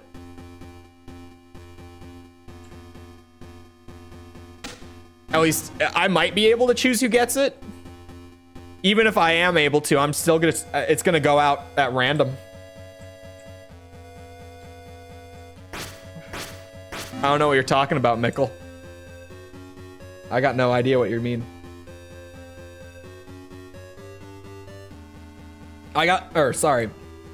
What's so good about Baldur's Gate? I've seen nothing of it, and it got Game of the Year and is #1 rated on Backlogged. Did you not see me play it? I played it when it came out. I loved it. It's really good. It's one of those games that comes out. Oh, hello. They're all sleepy. It's one of those games that comes out and you're just like, yeah, we're not gonna get another game like this. Like in this case, with Baldur's Gate, it was one that like I played it and it's like, yeah, we're not gonna get another RPG on this level for like probably a decade. This is one of those like once every 10 years kind of games that just comes around and is so well made, has so much like attention to detail and like care put into it, and just such a ridiculous amount of like content and branching paths and all that, that we're not going to get another RPG like that for so long. The only way to get into the inner courtyard is to parachute in from the roof. Thank you. It's such a good game. It really, I mean, I said going into the Game Awards, I feel like you asked me what my predictions. A few people were asking in chat going into the Game Awards, like what my predictions were for it. And one of my predictions was like, Baldur's Gate Game of the Year. Because if I were the only judge at the Game Awards, like if it was purely up to me to decide, I would give it to Baldur's Gate. And of course, because I have immaculate taste in games, I was right and it won Game of the Year. And because the Game Awards, definitely everyone is in agreement that the Game Awards judges also have perfect taste in games and no bias whatsoever. They always just choose the best games. Everyone agrees. No one argues otherwise. Right? Everyone loves the decisions that the Game Awards judges make every year. Especially Sony fans this year, who definitely did not have a meltdown at the fact that Spider-Man did not win a single award, which to me is still surprising. Like, I didn't expect it to win Game of the Year by any means, just because of like the competition it had. But I thought it was gonna win something. Like, the fact that it actually did not win a single category, it shocked me. But also, the Spider-Man 2 is a weird game in terms of like public reception and stuff. Because when it came out, everyone absolutely loved it. There was such a crazy hype train, and everyone was like, this is exactly what I wanted. And like, the only person who told me that it wasn't exactly what they wanted when it came out was like Tom, who said like, yeah, it's fine. Tom was like, it was solid. It was good. But over time, like the further we get away from its release, the more that I hear people being like, maybe it wasn't so great. Like maybe it was missing a little something. And the biggest thing that I've heard is that it's just too similar to the first game, where it kind of feels like you're just doing Spider-Man PS4 again. That's generally like a growing complaint that I'm hearing more and more of as time goes on. I still haven't played it. I'm waiting for the cowards to put it on PC. But eventually I'll get to it. Damn it. Every time I'm hoping to rank up, and it's just, when it doesn't happen, it hurts. I'm so lucky that that laser wasn't there. I had no idea. I kind of just assumed that it wasn't there. I'm lucky I did not just set off the alarm. Nobody's talking about it anymore, so it must have done something wrong. It seems like it just didn't have quite like the wow factor to it that everyone was expecting and like hoping for. Or actually, it seems like it did have that wow factor. Hold on. Dr. Madnar is being held in the cell located in the inner courtyard. Oh, okay. Parachute in because that's where Madnar is. Got it. What's good now is that I played this game like 2 months ago, so I vaguely remember it. But my memory's a little rusty. I'm the machine gun kid. This is the end of the line for you. Ugh. Okay. Maybe grenade launcher. Oh, the range isn't quite there.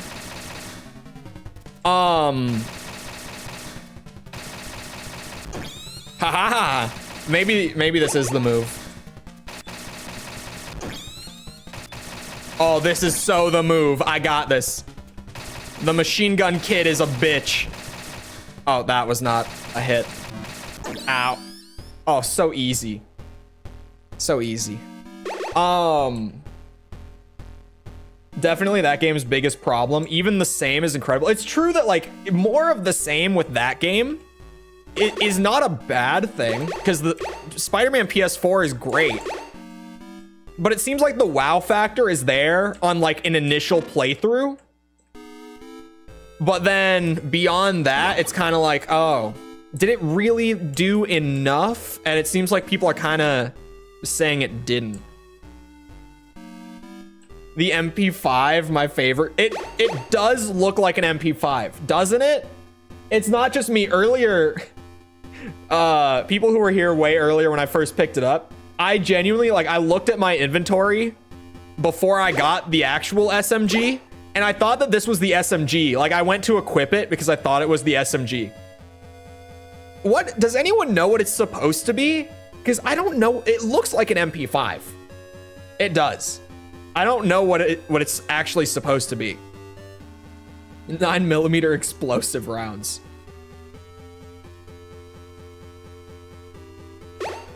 Like, this is clearly a Mac, right? Like, this, I think, is a Beretta, maybe. It looks vaguely like a Beretta, but the grenade launcher, I have no clue. Ah, shit. The submachine gun's actually not bad in this game.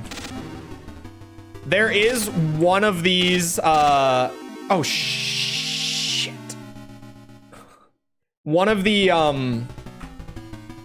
8-bit games has a terrible submachine gun, but we'll get there when we get there. Oh.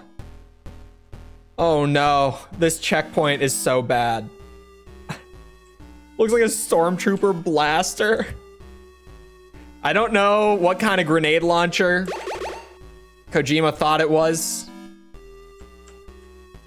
I've been trying to be careful with writing the Metal Gear videos because I'm always so tempted to just write in like Kojima did this or thought this, had this idea. And it's like, there's a team behind these games, but it's almost like the temptation to just kind of meme it to a degree and be like, yep, everything is Kojima. It's all just him and him alone. That temptation is there. I try really hard to be like the team or Kojima and his team. Because also, more than most games, Metal Gear is kind of Kojima, but it's not like everything is Kojima. Like, he is known to be an auteur, but a lot of it probably is still coming from like other designers and members of the team. So I've been trying to be very careful to not just be like, yeah, it's Kojima. Kojima did this, Kojima did that. Ooh, I think, yeah, we're good. Prints the discs in his garage. Exactly. Ooh. No! Oh, ration though, hello. I just got shot through a goddamn wall. I'm playing an old Metal Gear game, all right.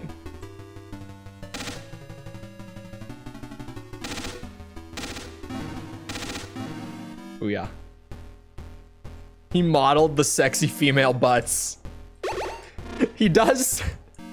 I know. Hold on, I'm gonna go farm up that ammo because that's like 60 bullets that I can get right there.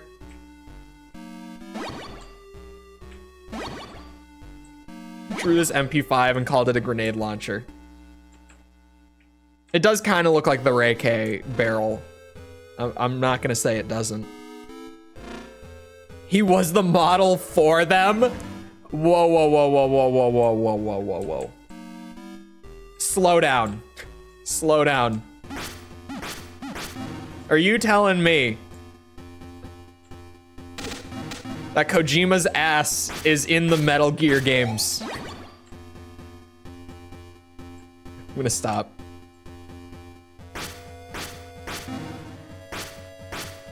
Starring Kojima as Kojima.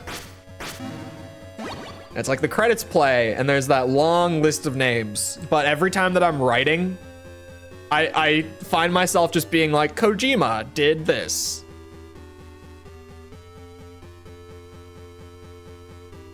Got a picture in my head now.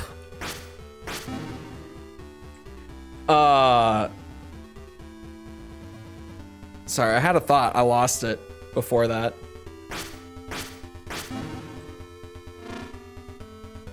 Oh, speaking of Kojima, you guys want to know what's like torturing me now?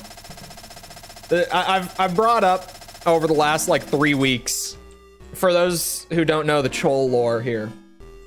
I've been starting to study and learn Japanese for just industry reasons. Like, I've wanted to for a couple of years, and this time around, like, I played Ace Combat 3 for a review very recently, which I was like, only the Japanese version of that game has all the story content. Like, I played the Japanese version for the review, and it was kind of like, maybe I should still learn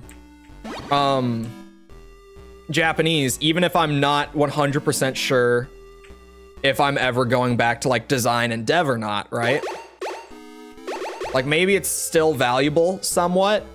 And because it happened to be like December, and I was at that point of the year where it's like, all right, write out the goals for next year, I actually started studying it. Like, I went and I bought a course to do independent study with, so I've been learning Japanese, right? And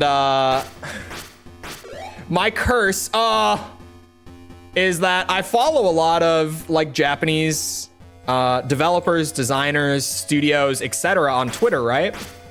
So they pop up in my feed. There's a lot of Japanese in my feed on Twitter. And normally I would just like open the tweet, hit the translate button. But now that I've been learning it, I try to always just like sit there and look at it for a minute and see what I know. And I'm at a point now with reading where I can fairly consistently sit there and like kind of run my finger along it and like sound it out, and I can read it. But because all of my effort has gone into learning how to read so far,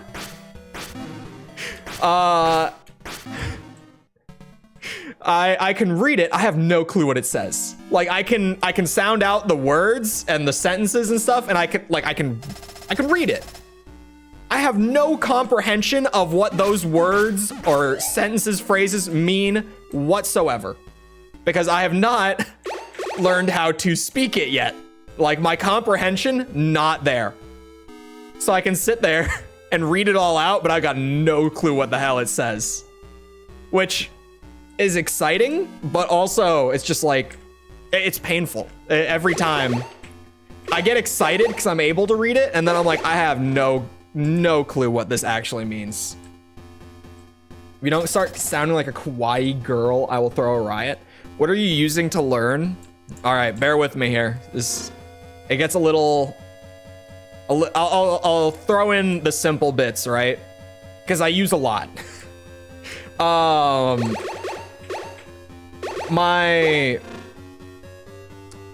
high school teacher who taught me Spanish used to always say that you should use like a bunch of outside resources outside of her class if you actually want to learn how to speak Spanish, because she recognized that like the way that the US teaches foreign language is shit. Like we get taught language in a way where it's like, can we recite it on a piece of paper at the end of the month?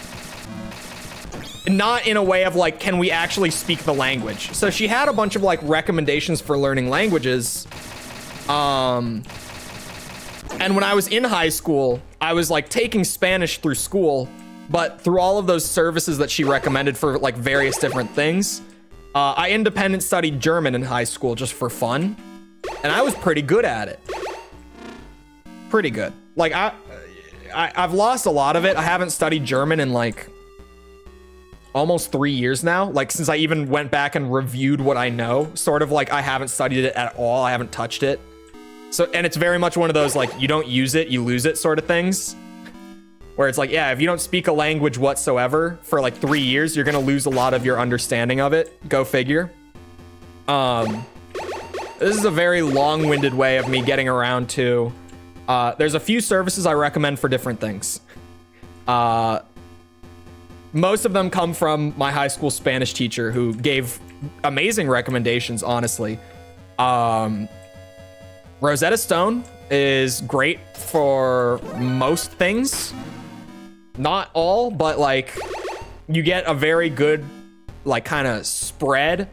I use it mainly for grammar. I feel like I get great grammar lessons through Rosetta Stone more than anything. Like it covers everything somewhat, and I don't think it's amazing at most of it, which is weird because you always kind of hear that it's like one of the best ways to learn languages, or at least for a while people would say that. In general, I find Rosetta Stone kind of underwhelming, but grammar is good. Just to say Duolingo, I do not recommend Duolingo can be good for vocab. Duolingo is shit for everything else, and even then, I would not recommend it for vocab. There are better things to use for it. For vocab, a really good one is Memrise, but Memrise has been doing some weird shit where, like, it used to be that you could get pretty much everything for free, and the paid stuff just got you extra, but now Memrise locks, like, half, if not more than half of their shit behind memberships. Like, I don't know, I don't really use it much anymore, but Memrise can be pretty good for vocab, at least in terms of what you can get out of it for free, because their membership is pretty expensive. I don't know what it is. Hold on, I could probably look. I have the app on my phone. I just glanced at it. What is membership?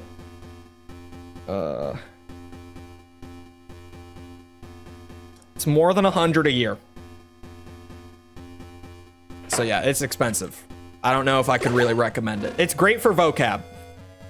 I mean, if you've got the the expendable income for it and you really want, like, I would say that's probably my favorite thing for vocab.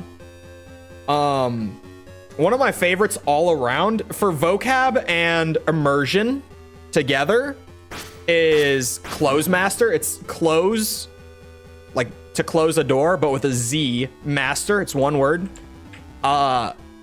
It literally will just throw sentences at you in the language and have you listen to them and then like fill in one blank word or maybe more than one, the more that you get into it.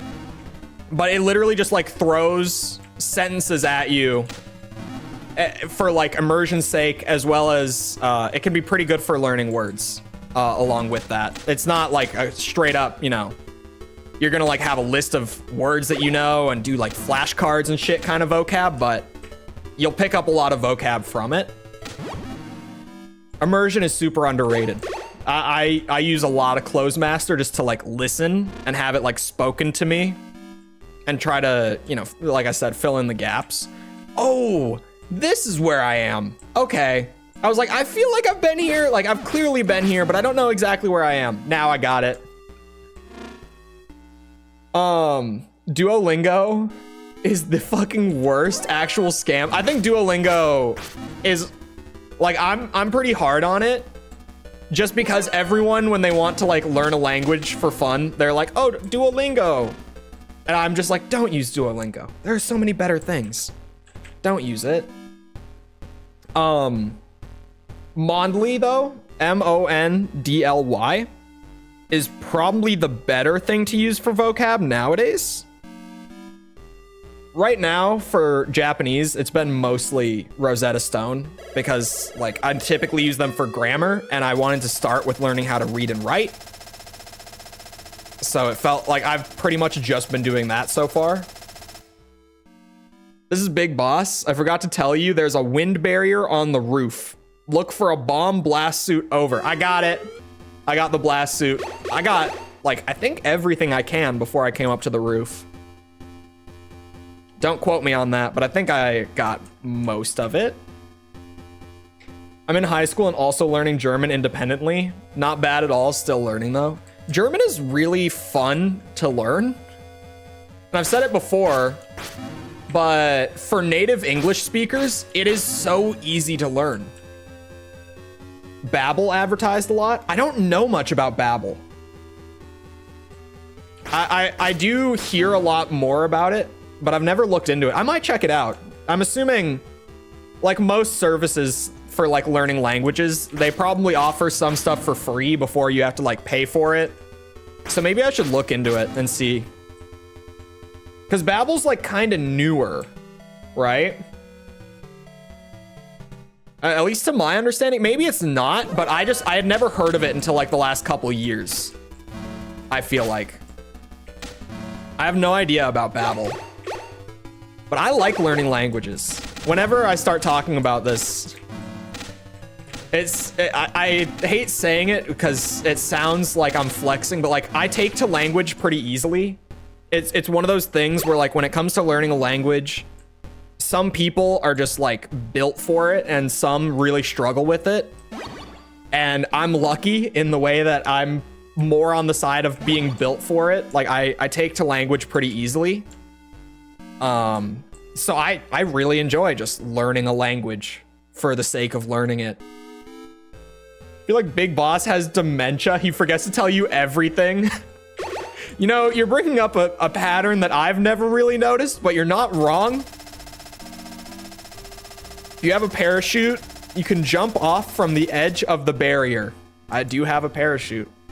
You're absolutely not wrong. He does kind of just call you constantly and is like, hey, I forgot to tell you, but actually there's this thing you need here.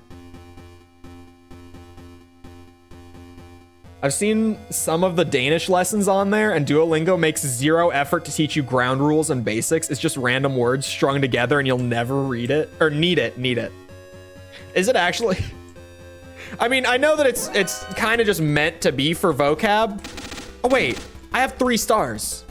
I can carry more ammo. If you're exposed to foreign languages as a child. I wasn't. I mean, what do we define as child?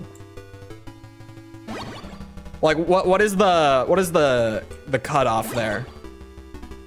Because I think the first time that I had to take like a Spanish class was like 6th grade. So I would have been, how old? 6th grade is like,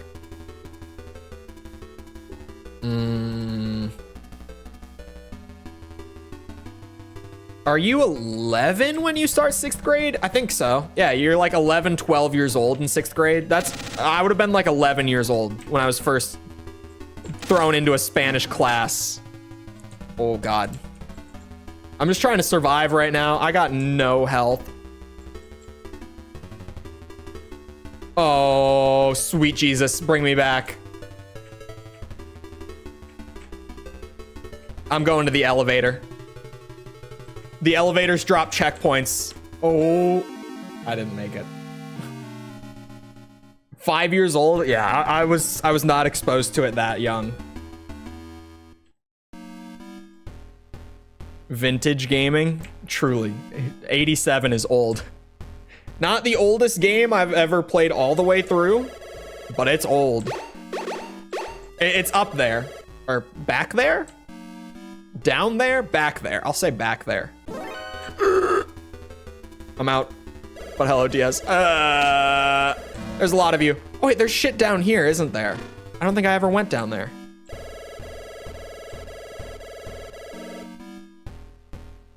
There's no other point in life when you can, or where you can just sit down and listen for 24/7 to foreigners, huh? What do you mean? Oh, foreigners speak a language. Chess is vintage gaming. Checkers. Mahjong, perhaps. Mahjong is one of those games that, like, I know it exists. I have no concept of what Mahjong is.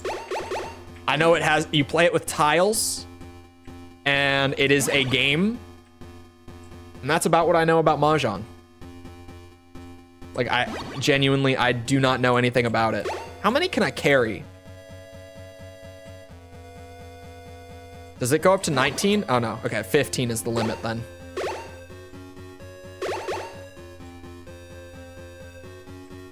What the hell is Mahjong? I feel like this is a question I've asked before, and I've just never properly answered. I'm always like, what is it? I don't know. Moving on. Chinese solitaire? Oh, it's like solitaire's vintage gaming. I know how to play a good game of solitaire. Actually, I'm going into the elevator, checkpoint and all that. It'll save the rockets that I... Oh, because I didn't have the suit on and yeah, okay. I guess that's the area where it's just like checking if you have the blast suit. And then as soon as you're past that line, you're good. I got this. I feel like I've unintentionally become not like a full-blown retro games channel, but kind of a retro games channel. When we were playing Armored Core 6 ranked, regular of the channel, Ryan, came in and was like, oh my god, a modern game. And I was like, you know, you're not wrong. It was the first time in like almost a month that I played anything that came out in the last few years. I've kind of gotten into like, I feel like my whole channel has become like 90s and early 2000s unintentionally. I'm not complaining. I've said for a long time, that's like prime gaming era is like 90s, early 2000s. Even, to be honest, I think like mid to late 2000s is pretty damn good. Because 360 and PS3 brought a lot of trends that did slowly bring us downhill. But like, I'd be lying if I said that I don't lump in like early Gears of War, like Gears of War 1 and 2 and like Modern Warfare 2 and Halo 3, like all that stuff. That's still some prime gaming right there for me. is my gaming era. Yeah, it is mine now. But for a long time, I was doing like, I was just keeping up with recent stuff for stream. But then I was just like, man, doing all the new games, it's kind of just a crapshoot in terms of whether people are interested in it or not, like across the board.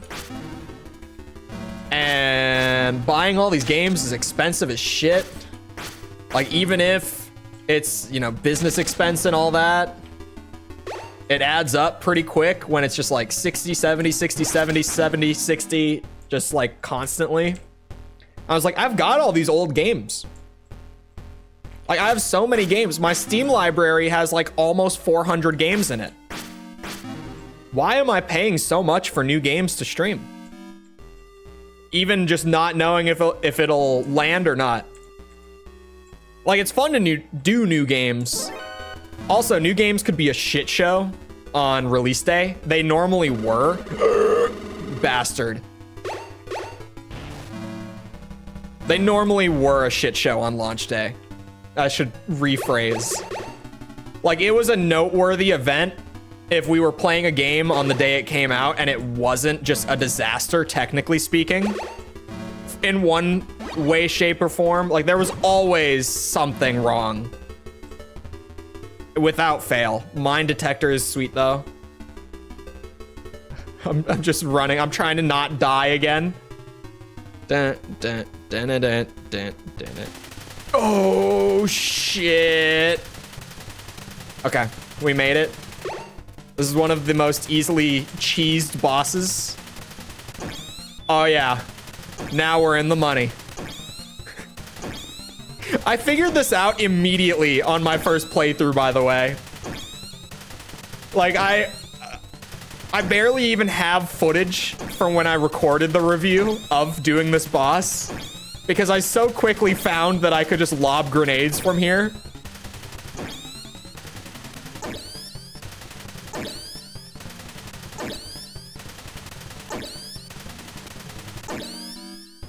It's part of Kojima's vision, you guys. Made me want to go back and play through the Ace Combat series. They're good. They're good. This is Kojima's vision. It is. It is. He wanted you to take cover there and lob nades. Okay. Parachute. And we're off. Bits and Beats is a good retro gaming channel. I haven't seen Bits and Beats. Hold on. Oh, I was searching things on my phone. I was curious about this YouTube channel that I've not heard of. Bits and Beats.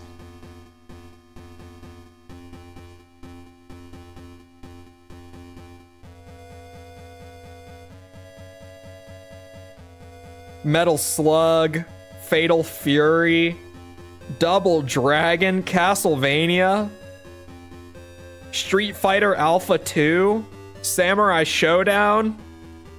Yeah, this is some retro shit, if I've seen it. This is even more retro than me, I say, as I'm playing a game from the 80s, but across the board. To be fair, like, my stream series have evolved from being one game 100% to like, I'm 100%ing the franchise, bitches. Buckle up. We're going. Ow. God damn it. That's what the mine detector is for, Cole. I'm going to...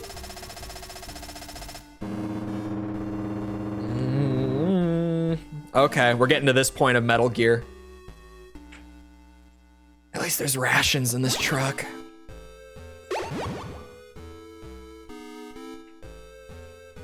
Hold on, what was I saying before that? I got very distracted by the truck moving. This will actually be good though. I haven't found a solid ration farm spot since I ranked up so much. So I'm gonna be able to stock the hell up, be good for a while, hopefully. Maybe not, knowing me. What was I talking about? Oh yeah, retro game stuff, and yeah. So to be fair, it's not that I've become like retro games necessarily, but I have become like doing franchises front to back, like the entire thing, release order, the way it should be, if you ask me. But because of that, I do spend a lot of time at the very beginnings of franchises. Shit. A lot of the franchises, specifically like the 3, right, that I've been doing just recently, like Armored Core, Ace Combat, Metal Gear. 2 of those started in the 90s, and 1 of them started in the 80s. So I've just been spending a lot of time playing games from the 90s and 80s. Or like even, you know, DMC, we've been doing the DMC S ranks, right? Like that is 2000s, early 2000s, 2001, right? I think it's because I joined the stream before the stream started. Oh, like the waiting room, you mean? It could be because of that.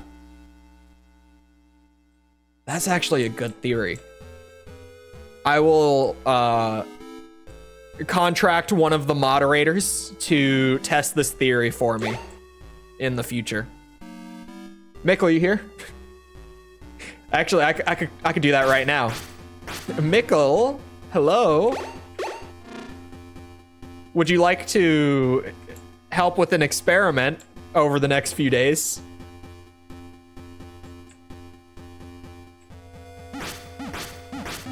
The experiment of...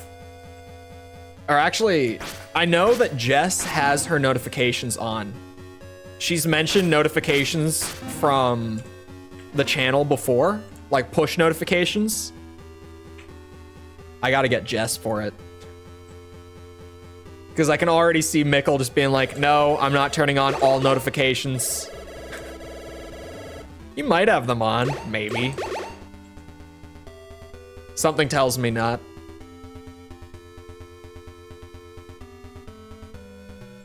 Games this year I expect to succeed or not. Oh, what's coming out this year?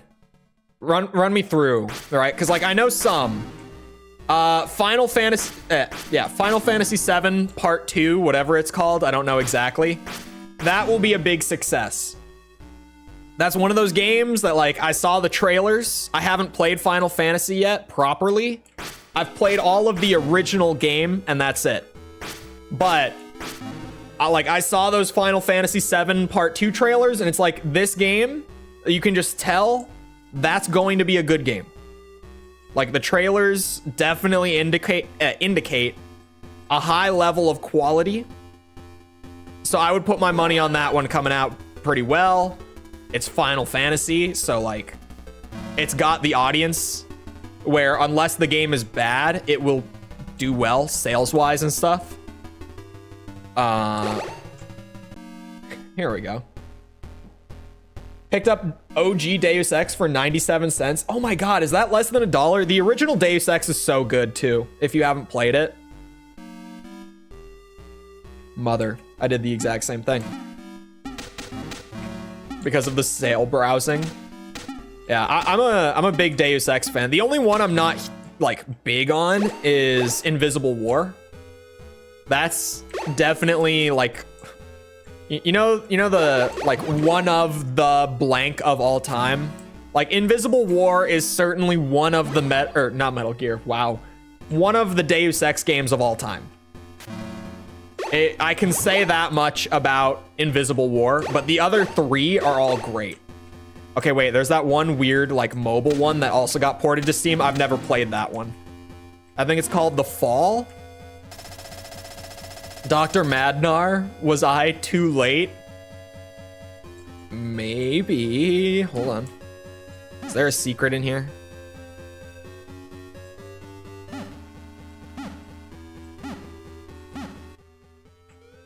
I'm calling the boss. Hold on. He's all the way at the end. Hello? All right, never mind. Oh, hold on. Maybe Was it 7-6 for Schneider? Or was it like 7-2? It was 7 something. Doesn't seem like he's picking up either. Skull and Bones, first of all, there's no way it's coming out. Second of all, if it does, it will be a disaster. That game's not gonna land. If it does end up releasing, that is just one of those that's like, it is destined to be a shit show at this point. I mean, it has been a shit show for nearly a decade now. Thank you for helping me. Dr. Madnar was just transferred to Building 2. Building 2 is located 10 kilometers north of here. Great, thank you. When did Skull and Bones get announced? Am I right about a decade? Because something like, I want to say it was 2014 that it got announced. I feel like that might actually be right. Oh, the level 4 key opens up the 2 areas of level 1. I don't have to take the elevator anymore.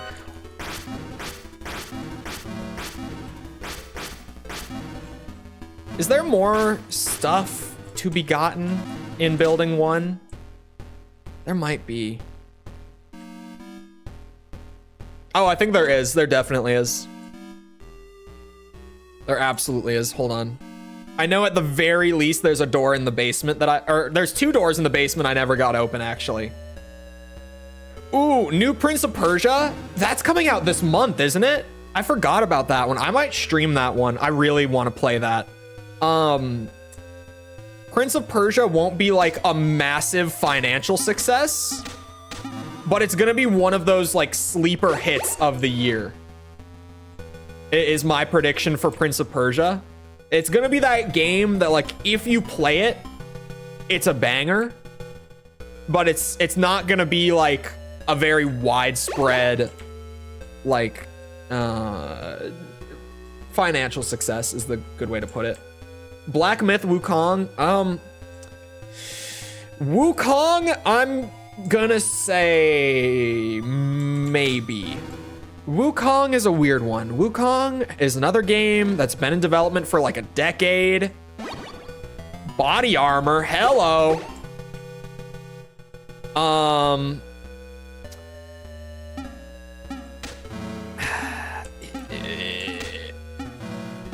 The thing with Wukong is that ever since I first saw a trailer for Wukong, I thought it was a scam. I'm not saying I still think it's a scam, but I'm just trying to communicate, like, I saw a trailer for Wukong back in like 2016, and I immediately said, that can't be a real game. Just like looking at it, I was like, there's no way that this is actually real. Everyone was like, no, dude, this is gameplay. It's Unreal Engine 4, man. This is some next gen shit. And I'm like, no. Unreal 4 can't do that. Like, trust me, Unreal 4 can't do that. I've always had some strong suspicion towards Wukong. So maybe. If the game is everything that it has been shown and promised to be, then it will be a massive success. But I'm incredibly skeptical about it. Like, for years, I've always kind of been like, I can't tell if this is even real.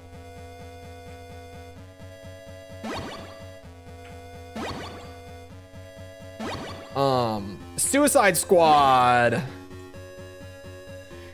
I have no clue with Suicide Squad at this point either. That one's gonna be another maybe. I'm leaning towards it's not going to be very successful if I had to like place bets on it. The story looks great. From what we've seen of the story, it looks like it's well written. It looks like the comedy isn't like overdone to the point of it being obnoxious. Like the few story scenes we've gotten seem really, really good. The whole 4-player co-op looter shooter thing has me and, you know, everyone else and their grandma really skeptical though. We got those leaks a while back of like the menus in the game where there was a battle pass tab in the menu and like the most generic looking looter shooter like inventory and equipment screen you've ever seen in your life. And so like it's a little worrying, especially coming off the back of like, I played Gotham Knights when it came out, and that was one of the most underwhelming games I think I've played in recent years. Not just like, or maybe the most disappointing would be a good way to put it. Because there was reason to be suspicious with Gotham Knights for sure, but it was always, I can't believe that was hitting him. It was always like, okay, but maybe like, you know, it's an Arkham successor kind of, like it's not Arkham, but it's from the guys that did Arkham Origins. The combat looks like it's Arkham. The stealth looks like it's Arkham. So even though they keep saying it's not Arkham, you know, Arkham Origins was pretty good. I've got hope. It came out, it was super disappointing. And that, like, I'm just looking at that as being like the co-op, you know, 4-player, everyone gets to pick their own hero character sort of thing for comparison from previous Arkham devs. Like the comparisons between the two are really strong, actually. And it almost leads me to worry more than anything else. Have I been in here? Okay, I definitely have been.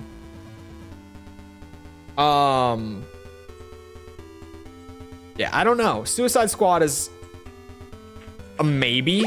I do know. Here's the thing that's like a maybe with it, right? Very few journalists have gotten hands-on with Suicide Squad, but there's a small handful of journalists out there who have been able to like go to the studio and play it a little bit for previews and stuff. And those select journalists have said good things about the game. Like they've said that they didn't expect the game to be anywhere near as good as it is, that sort of stuff. So it's a maybe. Always with that, especially like getting flown out for a preview like in studio, there's always going to be that thing where like the whole experience of that is gonna boost your opinion of it a little bit. And a lot of studios kind of know that and kind of take advantage of it. Trust me. Yeah, it's maybe. There's a chance that Suicide Squad comes around and it's actually like surprisingly good. And in that case, I think it will get a lot of traction and success if that happens. But I think that like myself and most other people, even loosely following the game right now, are kind of looking at it and we're like, you know, it's definitely not a pre-order. Like I'm not gonna put my money on it yet, but I have my eye on it when it comes out. Oh, Dragon's Dogma 2 I think will be pretty good. I don't think it'll be a huge smash hit financially, although they've been putting a lot of marketing behind it. But I think that it's gonna be a little hard for them to market to like a super broad audience. But from what I've seen, it looks like they've got some really good shit there. I think that Dragon's Dogma might be like in the Prince of Persia category in terms of what I said there, where it's like if you play it when it comes out, it's gonna be like, oh, this was a really good game. But I doubt that it's gonna get that kind of like widespread success where like everyone buys it and is playing it and talking about it. I don't see that happening for Dragon's Dogma. It could. Cause like, you know what I wouldn't have put my money on last year was Baldur's Gate being like the biggest financial success of the year. I just wouldn't. But it happened. Hold on. I heard that for Metal Gear Solid, Kojima ran out of Lego to design the map, so the game was close to being canceled. Then his coworkers gifted him Lego on his birthday, and the map was completed. What? Huh? What? Tekken 8. Tekken 8. Fighting games are always kind of weird with it, because like fighting games, even when they are big successes, like they're big successes relative to the fighting game genre, like not really in terms of like the industry as a whole, like the AAA side at least. But Tekken 8, I think in the fighting game scene, if the netcode is good on multiplayer, will be a huge success. But it's all coming down to that netcode, if you ask me. Like from everything I've seen and heard, because like the demo's out there now, so a lot of like hardcore fighting game guys are currently playing like a very small slice of Tekken 8 and like digging into it and talking about it. And they're all giving it like the highest praise right now. A lot of people are saying that, contrary to what a lot of the fighting game scene would have thought, it'll probably be a better game than like Street Fighter 6, which I didn't expect to be like a common thing that people are saying, but here we are. I thought that Street Fighter 6 was going to be like the big accessible like smash hit fighting game for, you know, this brief time period, like these couple years. Oh my god. Oh, how many times am I gonna fall for the truck thing? Oh, we're not very far at all though. This is pretty close to where I actually just was. This is fine. But yeah, Tekken 8 is going to live or die by the netcode when it comes out. Absolutely. Destiny 2 final DLC. Hear me out. That shit's gonna flop so hard. It's not just that I'm a Destiny hater or anything. Which, like, I don't like Destiny. I don't. And I'm fairly vocal about it. But normally I would look at Destiny expansions and be like, oh yeah, that's gonna be a huge success. I don't think that this next one will be. Bungie has lost, like, really all of their goodwill with their community over the last, like, couple years. Their community is kind of fed up with their shit. Like, they hate the business model. They hate the direction the game is going in. From what I've heard from friends of mine who are big Destiny fans and just kind of, like, browsing and coming across the community in general on the internet, apparently the last couple expansions have been really big, like, letdowns. People have just been disappointed with what has been coming out. I think the final DLC will be a huge loss for Bungie. It's crazy the downfall that Destiny 2 has had over the last couple years. Going from, like, you know, the big purchase deal that they got with Sony, where Sony bought them for a shit ton of money. Literally, well, Sony didn't buy Bungie. Sony bought Destiny. Like, they bought a huge marketing deal with Destiny, a big, like, exclusive content deal, but they didn't buy the studio. Sorry, I said when Sony bought them. I just mean that big deal that they got with Sony. Like, they've gone from that, like, a really high point for any studio, to, like, their community is kind of just sick of their shit at this point. And, like, they're moving on to Marathon soon, which I think is definitely a good play, because, you know, Destiny 2 was getting old. Like, the game came out in, what, 2016? I think? The game is, like, almost 8 years old. So, yeah, it's about time to go to the next thing, for sure.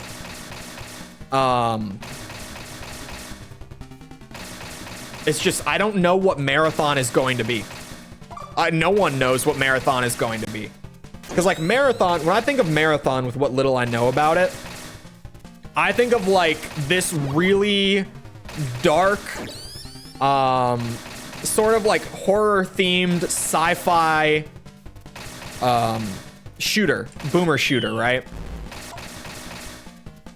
But that trailer that they put out for the new, like, rebooted Marathon, that's assuming, it seems like it's a reboot, because the tone felt so different from what old Marathon was, and it's just called Marathon. It seems like they're rebooting it from what we can tell right now.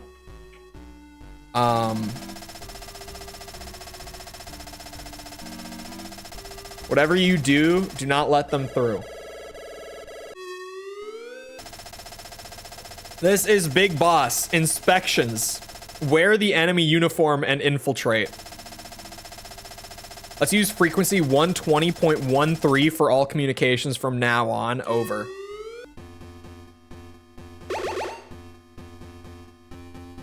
Okay, I do not have an enemy uniform. I have missed something. I think Marathon's gonna be a battle royale thing. I don't know what it's gonna be, but it kind of felt that way. Like, it really did feel like I was watching a trailer for some new, like, BR game, or maybe, like, some new 5v5 hero shooter, you know, that insanely overdone shit, right? At this point, overdone. Like, obviously, when Overwatch came out, that was fresh. Nowadays, you see that and you're like, oh my god, I've played this game a million times. Why are we doing this again? Like, I got that vibe, but then at the end, they dropped, like, the Marathon logo and title, and I was like, what? Huh? I was so confused. I was so confused, man. I had no... I was so taken aback by the Marathon title. I reacted to the Sony showcase. I have it uploaded as a video on my channel somewhere. Like, me reacting to just the whole Sony showcase earlier this year, where they dropped the Marathon reveal. And when they dropped it, I was just like, what? That's Marathon? I was actually very confused. I had no clue. Long live the Metal Gear fandom. Good luck on the run. Big Metal Gear fan. I've played 3 of them, but thank you. Welcome, appreciate it, etc. I'm a new Metal Gear fan. I'm working on it. That's the better way to phrase it. What was I saying? Oh yeah, Marathon. I was so confused by that reveal.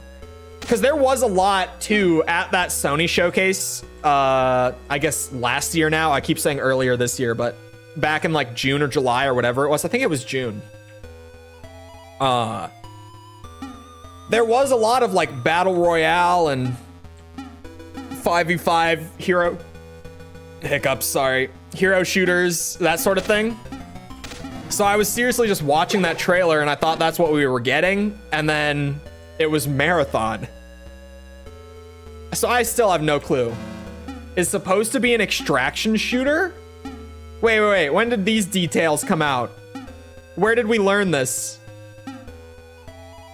It's an extraction shooter? Did they do like an interview or something that flew under the radar that I didn't hear about?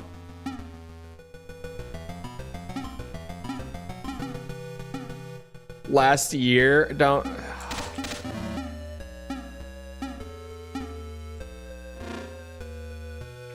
Or do you mean the, an interview? Okay. What the hell?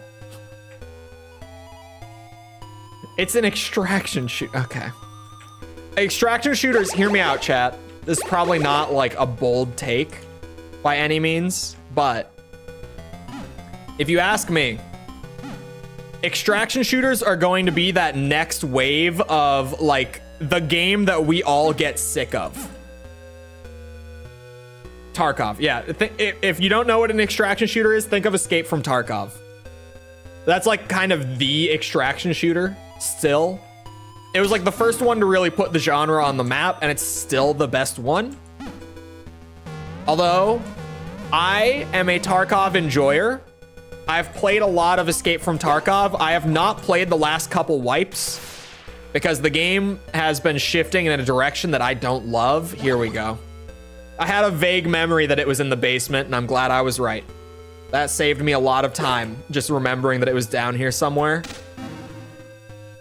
I haven't been playing Tarkov a lot recently. While doing an extraction operation. Oh, okay, so to break down, like, I guess just the gameplay loop of it, think it's kind of Okay, bear with me here. Because I'm going to put a vision in your head and then I'm going to completely pull it apart. But trust me, it'll work. Okay, so bear with me. Think Battle Royale game, right? There's this huge map, really big map. It takes a bunch of players. Not as many as a Battle Royale, not like 100 players, but it takes like 25, 30-ish players through the matchmaking system. And it spawns them all like around the edges of this map at the start.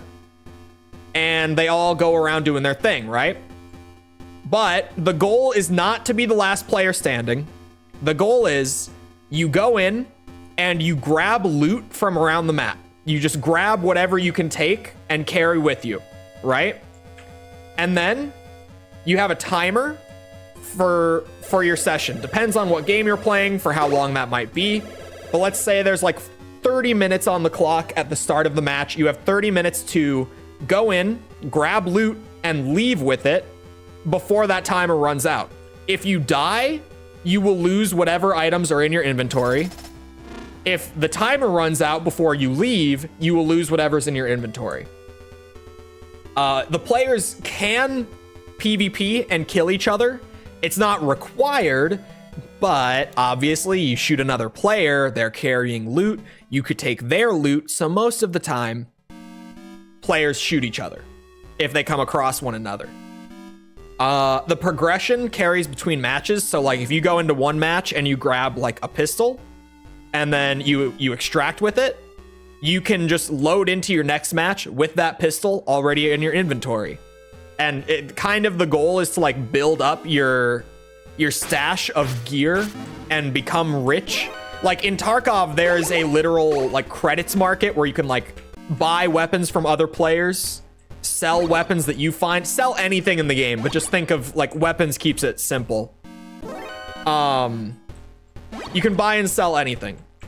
So it's like, yeah, you want to go in and like find some valuable stuff so that you can sell it on the market for a lot of money, so that if you ever need to buy like a high-end rifle, maybe you want to buy like a Scar, then you can just buy it off the market and load into your match with it without needing to like go and find one and get lucky enough to find one.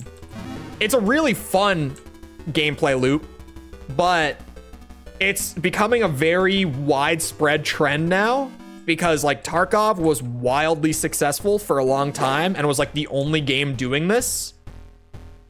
But now we've come to that point where like developers at the time that Tarkov started to really blow up, who would have started making their own version of it back then, are at that point now, years later, where they are wrapping up development on those projects and they're ready to release.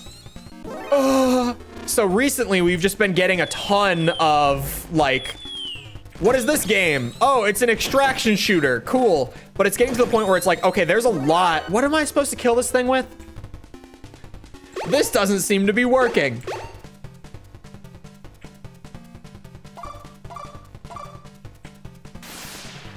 Oh, that doesn't even do any damage. Vampire Masquerade Bloodlines 2 is never coming out.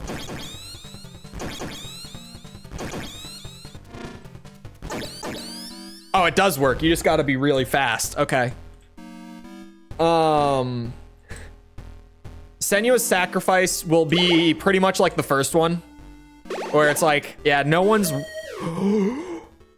really gonna buy it. I'm gonna predict like pretty much no one's gonna pick it up, but the people that do are gonna be like, oh my god, Ninja Theory has made a masterpiece. Like, this is a fantastic game.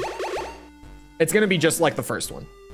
Why would the game give you mines there? Look, Metal Gear 1 is a very fun game, right? But it's a very flawed game as well. Even like hardcore Metal Gear fans are pretty agreed on that, where it's like, yeah, Metal Gear 1, solid game. It has a lot of problems that make it kind of hard to get into and fully enjoy. But it's fun. It was good for its time. A lot of its issues as well, just to be fair, are like issues just from the time it came out in. They're trying to jam our signal, but we're okay on this frequency over. That's good. Thank you, boss. But yeah, you'd kind of think like the game just gave me mines like right next door. It's a big like tank-like boss. Mines are the way to go, but no, it's the grenade launcher.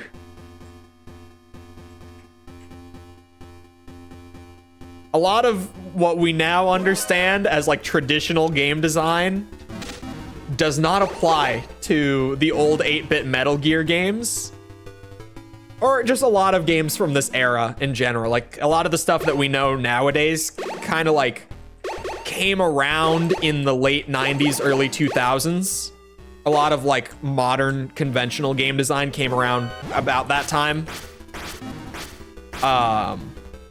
So going back to like, especially the 80s, like early 90s can be difficult enough to go back and get into if you're not like someone who's played a lot of games from that time. But the 80s are rough, even if you have. I feel like I've played a lot of games from the 80s, like all the way through to completion like this. But I still have a hard time with a lot of games from the 80s because they're just so like intentionally difficult and intentionally drawn out and poorly designed by modern standards. Like there's a lot about games from the 80s that makes it hard even for me to go back to. Metal Gear holds up pretty well, all things considered. I've played like Metroid. I've played Metroid fares a lot worse, is what I'm leading up to. Oh my god. Like going back, if you played Metal Gear and Metroid back to back, more than likely, like without walkthroughs, let's add that. If you do it without walkthroughs, like you're not allowed to Google stuff and you have to complete the game before making a decision, you will probably come out of it like 99% of the time. I think people would say that they prefer Metal Gear 1 to Metroid 1. Really? Yeah, have you played the original Metroid? I have. That's one of the games from the 80s that I have completed all the way through before.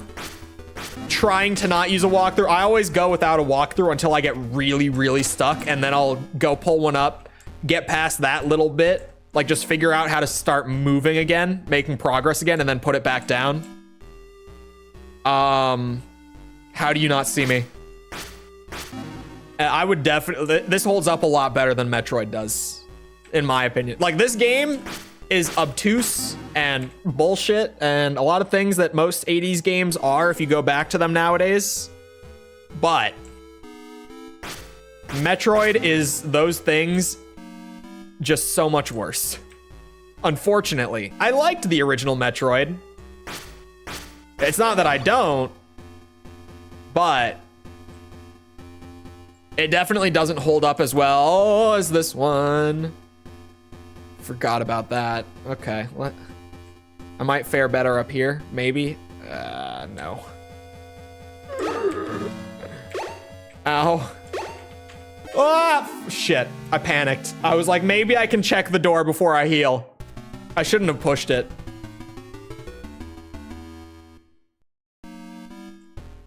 The original Metroid, to complete it, like Metal Gear has some secrets behind walls that are mandatory, but Metal Gear has Big Boss literally tell you to like check the walls at one point when it first like introduces the concept, right?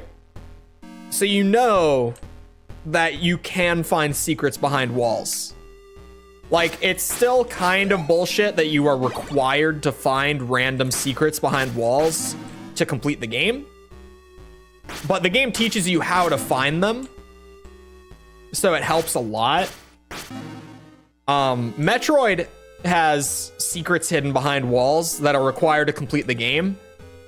But in Metroid's case, again, as someone who has done this painfully, almost wishing that I hadn't done this, the original Metroid has mandatory secrets for progression that are like, go to this wall in like the very back corner of this area. And if you go into the morph ball and you drop a bomb at your feet and you bounce up into the wall, like not at ground level, but if you bounce into it using a bomb, you can actually just roll straight through the wall in this exact spot. Like this one tile has the opening for it. And by going through that new tunnel that you found, you can get to the new area that you need to get to progress the game. But it doesn't teach you that. There's nothing in the game to ever like introduce that concept in any way. So, you know, I just got hella stuck on Metroid for like a couple hours. And I eventually Google it and find out that that's how I progress.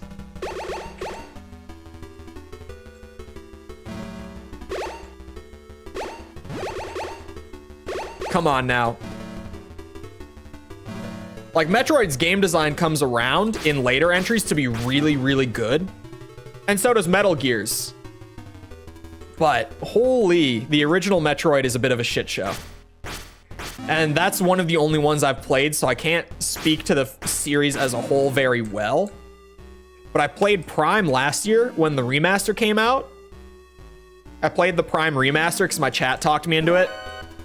And because I wanted to reward Nintendo's good behavior for giving us a full remaster of a classic, like from the ground up, all fully redone remaster, like a proper remaster. Not just we ported the game, here you go. And they didn't even charge full price for it. It was uncharacteristically generous of Nintendo to do that. So I was like, you know what? I'll buy it. Just because the sales figures were so high for Metroid Prime Remastered, for those who didn't hear the stories last year, that they were actually running out of physical stock, and retailers were going to Nintendo and being like, hey, we need more copies of Metroid Prime Remastered because we just can't keep them in stock. Like, people were buying them in such unexpected volume that they literally couldn't keep them stocked up in retail stores. So hopefully Nintendo got the message with that one, that you know, doing like a full remaster and pricing it in a way that's fair to the consumer was a good idea.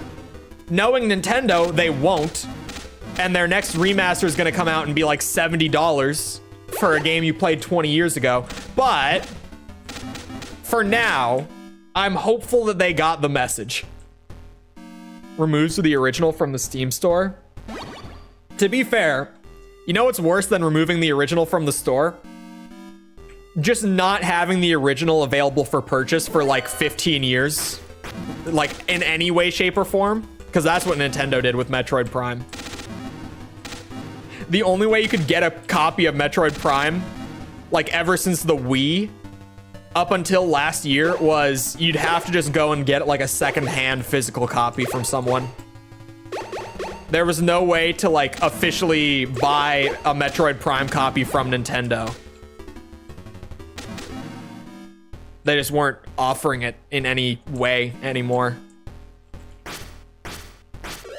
But I do not like the whole, you know, quote unquote remaster, because like Dark Souls Remastered is not a remaster, for the record. And then like charging full price for it and delisting the original. Other noteworthy examples being probably my favorite example being the GTA Definitive Edition, which thank God I already owned all those games on PC. Because, dude, they released a more broken, in my opinion, worse looking version of every PS2 GTA game, and then swiftly delisted all three of them from digital storefronts on launch day. Actually, I think it was before launch day, right? I think it was like as soon as pre-orders went live, they delisted the old ones or something. I remember that one being especially bad, actually. Dr. Madnar is in the underground dungeon. Ay, ay, ay. Oh yeah, the gimmick with building 2, by the way, is that that elevator that I'm using right now can only go up. And up here on the rooftop, there's a separate elevator that we will get to at some point that only goes down. The building 2 is where the original Metal Gear starts to kind of, you know, fall apart a little bit. Not completely fall apart, but it starts to show signs. We will come back to when the game completely falls apart, because there is absolutely a point where that happens. But we'll get there when we get there. We're not there yet. Card 5, thank you. Let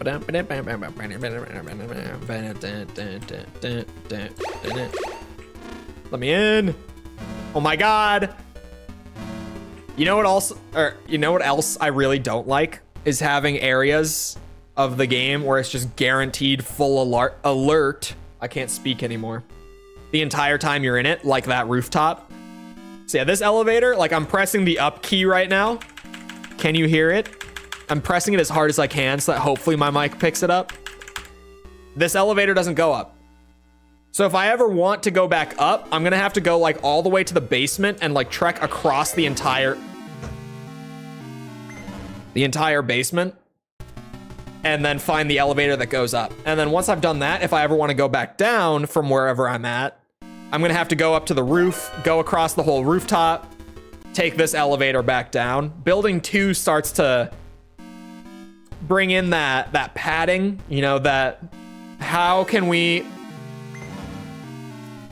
squeeze more time out of a playthrough sort of thing. That was very, very common in the 80s. Like just doing the most random shit to like extend the game's life was such a problem for games like this coming out in the late 80s. He's sleepy. I'm glad that he fell asleep while he was walking forward. Stalker 2. Stalker 2, I'm not going to say is coming out this year. Which I say that because okay, here's the deal with Stalker 2 if you're out of the loop. Because I've been waiting for Stalker 2 for years, since they first revealed it. I think it was like 2021 they revealed it and said it was coming out like early 2022 was the original release, if I remember right. You'll need a compass to cross the desert. Thank you. And the reason that I don't want to like put the pressure on 4A Games with that one is 4A Games is based in Ukraine. So, you know, I don't think I necessarily need to like spell it out entirely, but obviously there are some complications with being a developer based in a large city in Ukraine as of the last couple years. You know, there's something that's kind of slowing down the development a little bit more than, you know, it would be in other circumstances. So I'm kind of just like, Stalker 2 is one where I'm like, that will come out when it's ready, and who knows when that's gonna be. You should be able to contact Jennifer from the Resistance on frequency 120.48. Jennifer will provide you with direct support, but she's very proud. Unless you're really high class, she won't respond. Well, I just so happen to be very high class. Is she the one? Hold on. She might be. Hold on. So I get into this in specifics in the Metal Gear 1 review, but for anyone who might not have watched that, who might not have heard the rant about this room here, actually, and maybe Jennifer, if I'm right. These guys are indestructible. Except for one thing in the game that can destroy them. And there's someone in the game who I think might be Jennifer, if I'm remembering right, who cannot be contacted unless you're top class. That is included if this is the woman I'm thinking of. And for whatever reason, she's the one that you need to get into contact with to kill these two. I don't remember who tells you that. I think it might be like if I call Big Boss here. Oh, I can't even call Big Boss. Somewhere in the game, they tell you like you need to call Jennifer to be able to defeat those two. And if I'm remembering right, Jennifer can only be called if you are standing in this exact room. No, I'm not joking. Am I right? It might not be Jennifer. It might not be Jennifer. Maybe you have to like hit the prior trigger for it. Hold on, I did pull up all the radio frequencies. Or was it Diane, maybe? Hold on, let me try Diane again. It's been a while. Come in. No, nothing from Diane. Let me try Kyle Schneider, Resistance leader. No one is responding to my calls. Let me try a couple of those in this room. Still nothing from Kyle Schneider. Okay.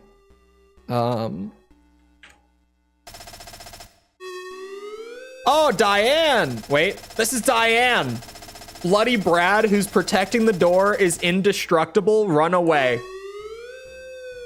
Yeah, okay, so it was Diane. I did get into contact with her during my initial playthrough then. Now... Oh, wait, it was 4-8? Hold on, when I was in here, I tried 7-8. My memory is evidently awful. This is why we write... Oh my god, it is her. I'll prepare the rocket launcher for you. Come and get it. Yeah, you can only call her in this room. And she just says, I'll give you the rocket launcher. Come get it, right? Thankfully, I've been through this bullshit before. So we're gonna save a lot of time here compared to when I initially played.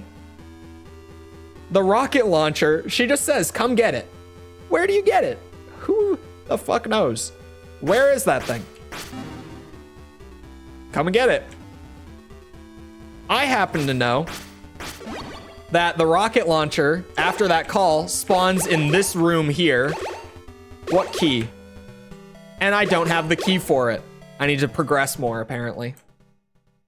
There is one more. I didn't mention it in the review. There is another door in this game that literally, like, the door does not open with any key cards. It opens by calling Jennifer while standing directly in front of it. You know what? I take back what I said earlier. I think building 2 is when Metal Gear 1 falls apart. The first building of this game is actually good. Like, damn good. Building 2, it kind of goes to shit.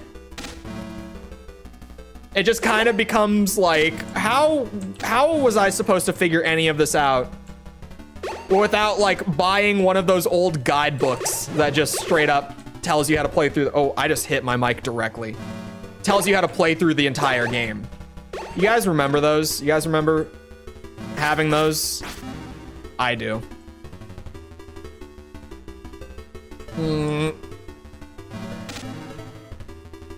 That was a bad time for me to drink water. That one was on me.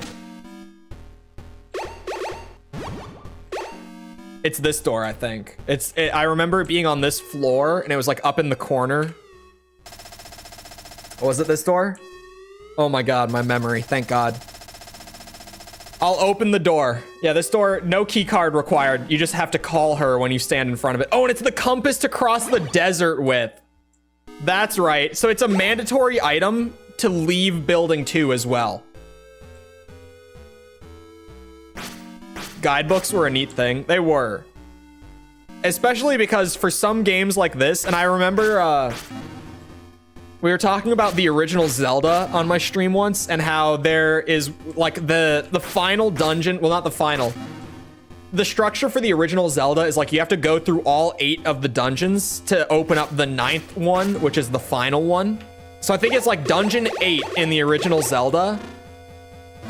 You can find it by this one tree in the overworld. If you burn it down with a candle, reveals the staircase to like the penultimate dungeon of the game. Which nowadays you're just like, what? How would I know to do that?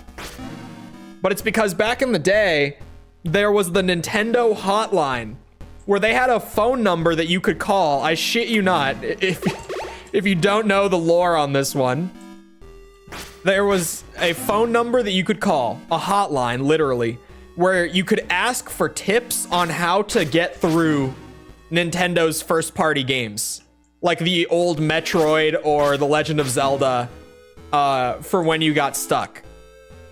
So a lot of old games do kind of have this shit where it's like, unless you had the guidebook or like, you know, the Nintendo hotline or whatever, how would you figure this out?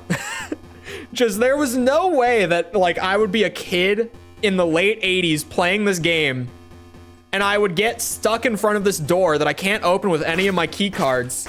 And I would think to myself, oh yeah, let me call Jessica while standing in front of this door. That might do it. No, I wouldn't think that. Why would I think that? Like, there are numbered key cards in the game. You know what a rational person would think? You know what I thought when I was playing it the first time? Oh, I need a higher level card. I went off to go find it. Took me a long ass time to realize that I was running in circles and getting nowhere, and then I Googled it, and sure enough, call Jessica while standing in front of it. I used the hotline a couple times. When I was a kid, like really little, I didn't know that it existed. And by the time that I did know, like years later, it was no longer in service because like the internet was around. Who's Jessica? A Resistance member on the radio. That's about all I got. Oh, this is the elevator that goes up. Remember when I was saying that the elevators that go up and down are horse shit? Here we are. I need to go to the other elevator that's on the other side of the floor. Oh, was it Jennifer? Hold on, is her name Jennifer? Jennifer. I was saying Jessica. My bad. Jennifer. I genuinely somehow changed the name in my head to Jessica. Okay.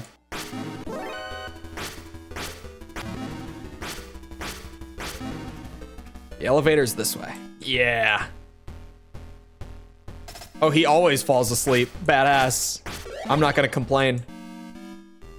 Forget this memorable character. There's a floor trap here. There it is. Oh my god, I'm gonna die. Son of a bitch.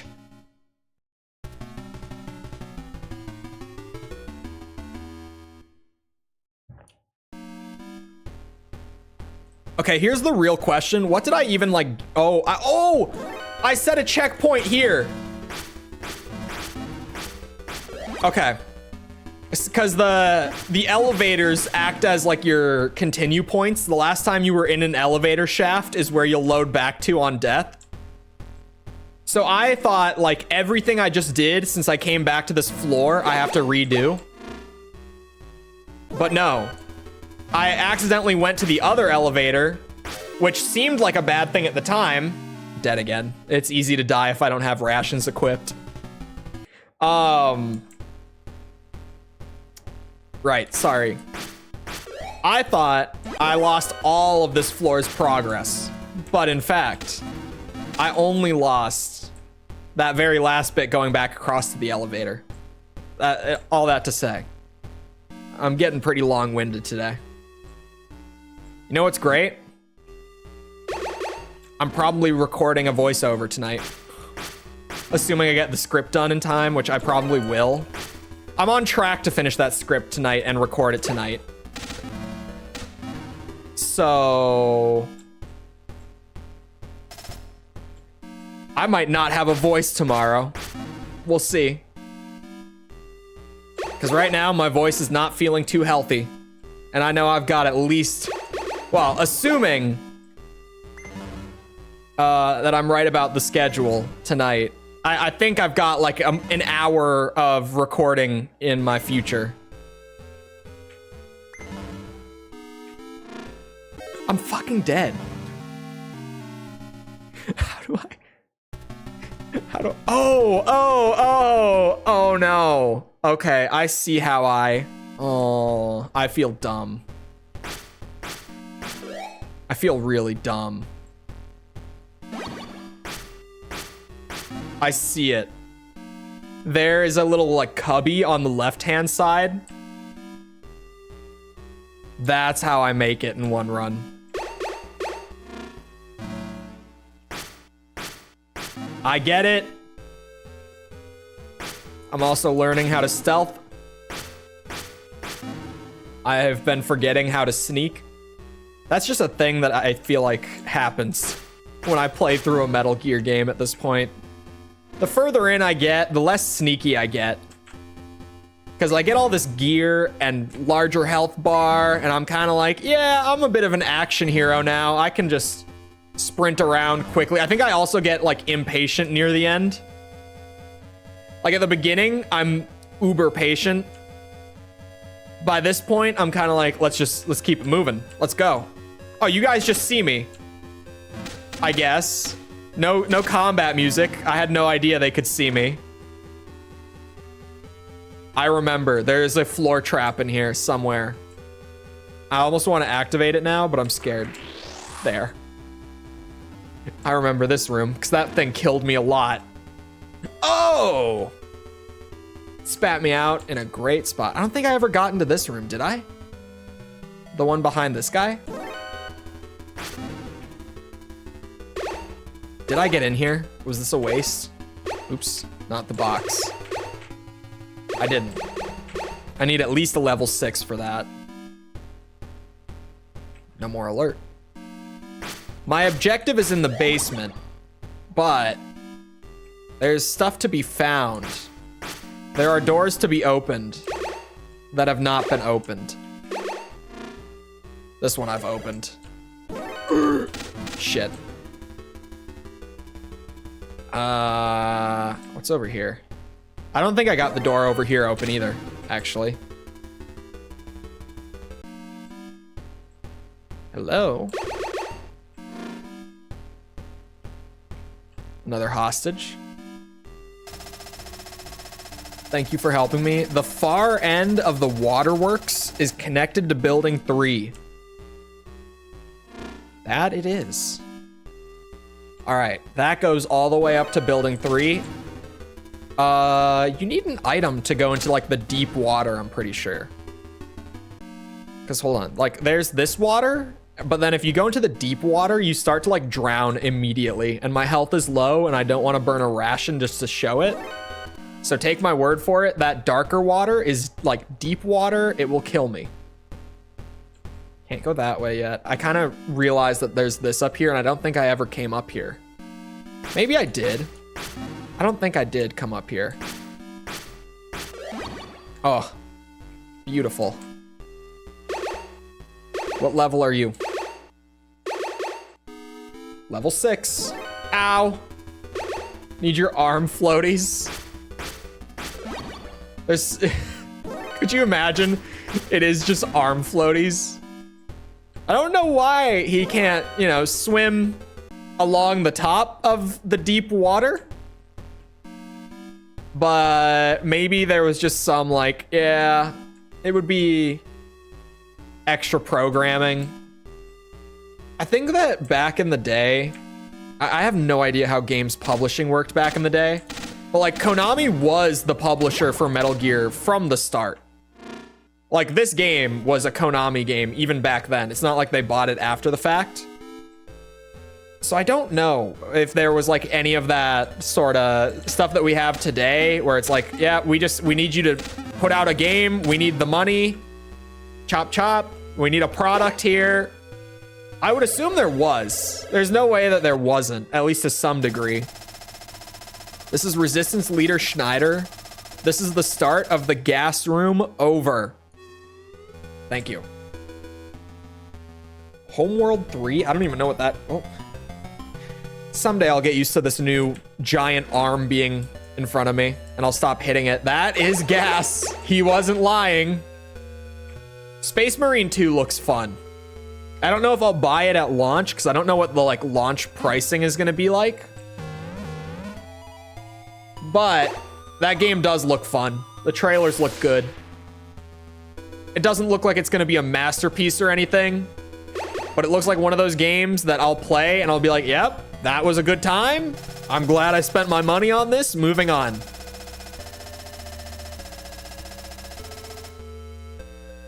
Right, because that elevator is the only one that goes up. See, I knew that info. I knew that. I remember some things from playing before. This is the shit that drove me crazy when I played the first time. At this point, I was just ready for... Oh! Hello! You fell into my trap? The real Dr. Madnar is on the second floor? Die, Foxhound! Thankfully, I was prepared for that too, because that shit can be so annoying. Aha! Floor traps? Now I'm paranoid. Card 6. Top secret agent and soldier can't swim. He is special forces, but they never had him do any swimming in training, okay? You can't be mad at him.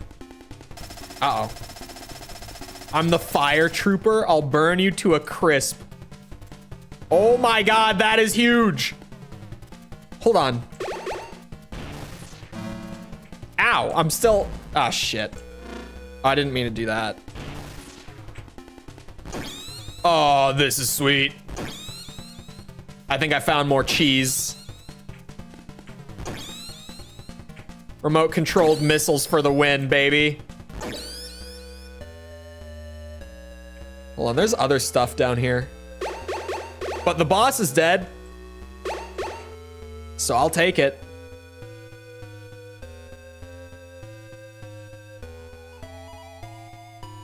Yeah, drinking water with my left arm is now incredibly awkward. Thanks to this big ass arm. I have to like turn to the right.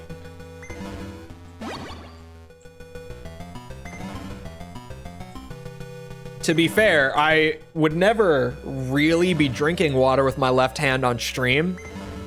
Because normally I take those opportunities where I don't really have to stop playing the game to get a quick sip. But with this game, using that old ass control scheme for a PC game, the movement is on the arrow keys. This was pre-WASD.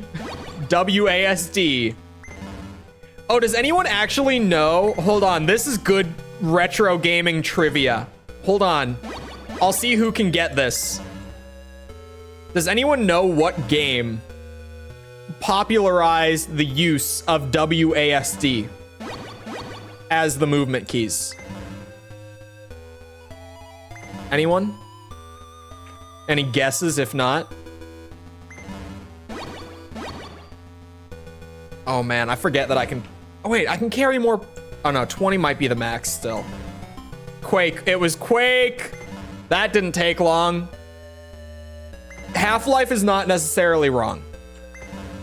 I'll give you Half-Life. Okay, here's the real answer, in quotes, is Quake. But it's kind of weird. Quake didn't ship like in retail with WASD as its default control scheme. But pro players, like competitive players for Quake, way back, one of them in particular was like, hey, you guys, I've been using WASD for my movement, like the arrow keys, but just rebound. And I've been using my mouse to look around, because it was like the first proper 3D game. Or 3D FPS game, rather. Not 3D game entirely. And everyone was kind of like, that's crazy of you, god damn it. but people were trying it out like in the competitive scene and they were like, whoa, this is way better. But then Half-Life was like the first one that came out, and it's like retail straight out of the box control scheme was WASD and mouse look. And at the time it was kind of like, oh, this is a little weird. I don't know if I like this. But eventually people came around to it the more that they just played with it. So Half-Life isn't wrong. Like, Quake is the real answer in quotes. Quake was the origin of it. I think Carmack did. Of course he did. The dude was an alien. He would be the guy. I don't know if he did. If it was Romero, I would have been like, I'm sure that he would say that he did, but who knows if he actually did. John Romero seems like a really sweet guy, but sometimes I'm just like, some of the things he says are hard to believe. Especially because a lot of the other id guys from back then, sometimes Romero will like say something in like an interview or a book or something of the sort. And then the other id guys who were around back then will be like, that's just not true. We don't know why he would say that, because it's just not true.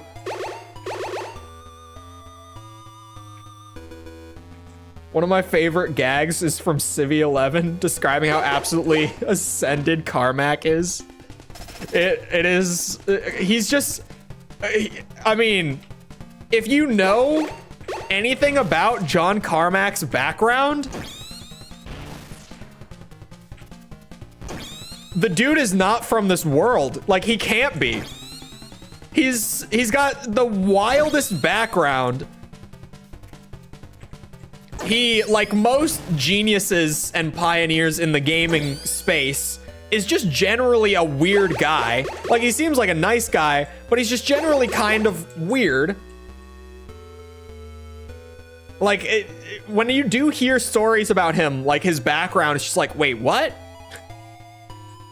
That can't be true, but it is. Like, the Thermite story is probably my favorite one, actually. If you don't know, TLDR on the John Carmack Thermite story from his childhood, he was such a computer nerd when he was a kid that he made homemade thermite to break into his school and steal a computer from the lab. And he did it. Like that's a real story. He stole a school computer using thermite. It's something.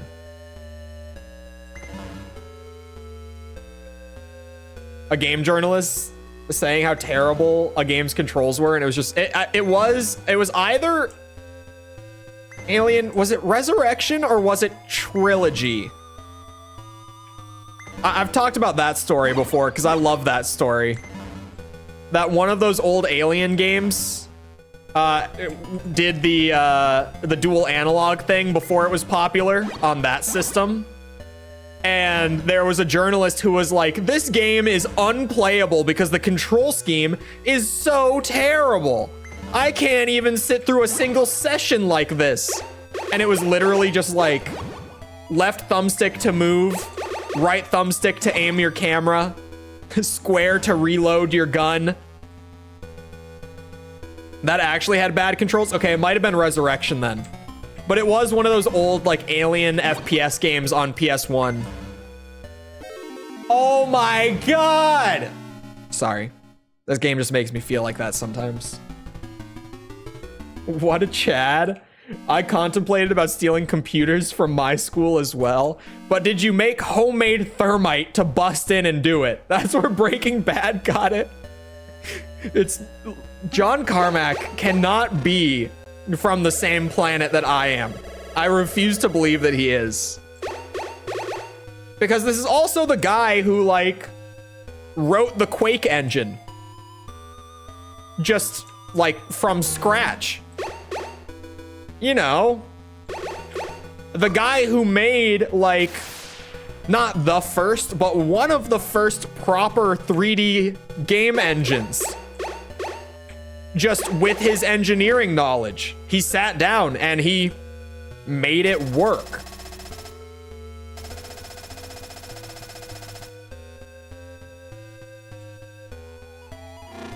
You combine that, which is crazy enough, right, with, you know, making homemade thermite as a child. Just casually making homemade thermite because he knew how to do that.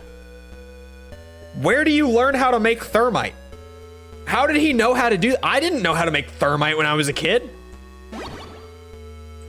I had a teacher in high school, a chemistry teacher in high school, who genuinely taught us how to make, like, not taught us as in taught us to do it, but taught us as in, you know, avoiding accidents in chemistry labs, how to make things like mustard gas. I don't know how to make thermite. Not even that guy taught me that. How do you make thermite? How do you just make homemade thermite?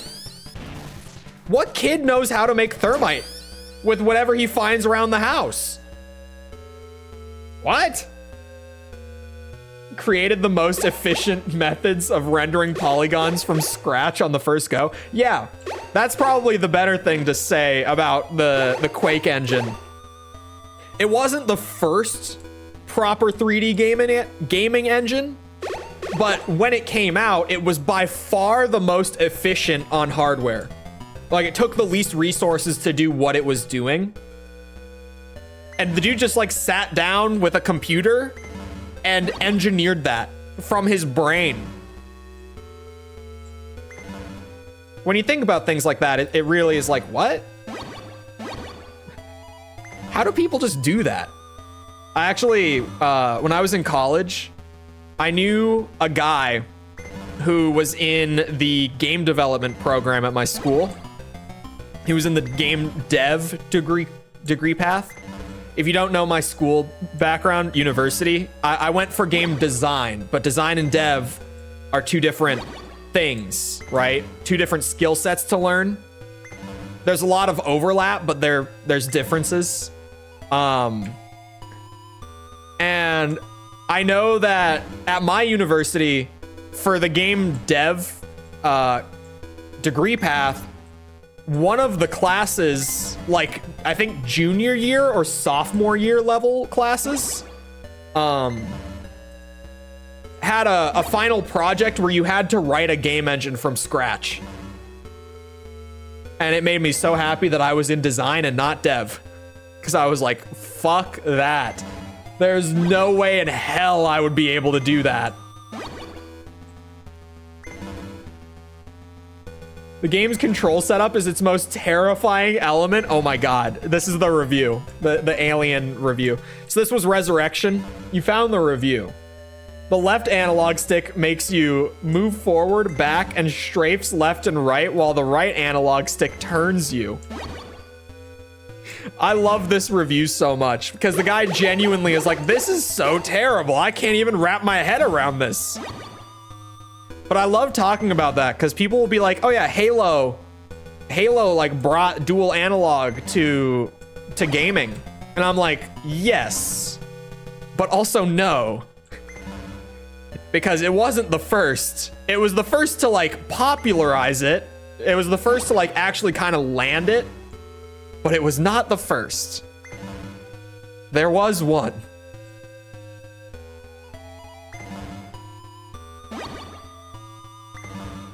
Oh, hold on. There's more. And be used to look up and down. Too often you'll turn to face a foe and find that your weapon is aimed at the floor or ceiling while the alien gleefully hacks away at your misdirection. To be fair, the game was hard. Not Alien Trilogy hard, but it was hard. I can imagine that if you were struggling with the dual analog setup, it would have been so much worse. John Carmack built VR in a cave with a box of scraps. I missed that until just now. He feels like that kind of guy. He feels like gaming's Tony Stark, genuinely. Where it's just like, how does he know? How does he just do this? And the VR comment, for those who don't know his, like, you know, resume, he was one of the founders and lead engineers on Oculus after he stopped developing games themselves. He went to work in founding and engineering, you know, the most successful VR headset on the market. That also got bought by Facebook. So yeah, he's kind of a guy. He's genuinely someone who's like, how do people like this exist? Like, how are there people out there like that and I'm like this? You know, sometimes it's just shocking. But hello, Raiden. He's him. He kind of is him. He unironically is kind of him. I won't disagree with it.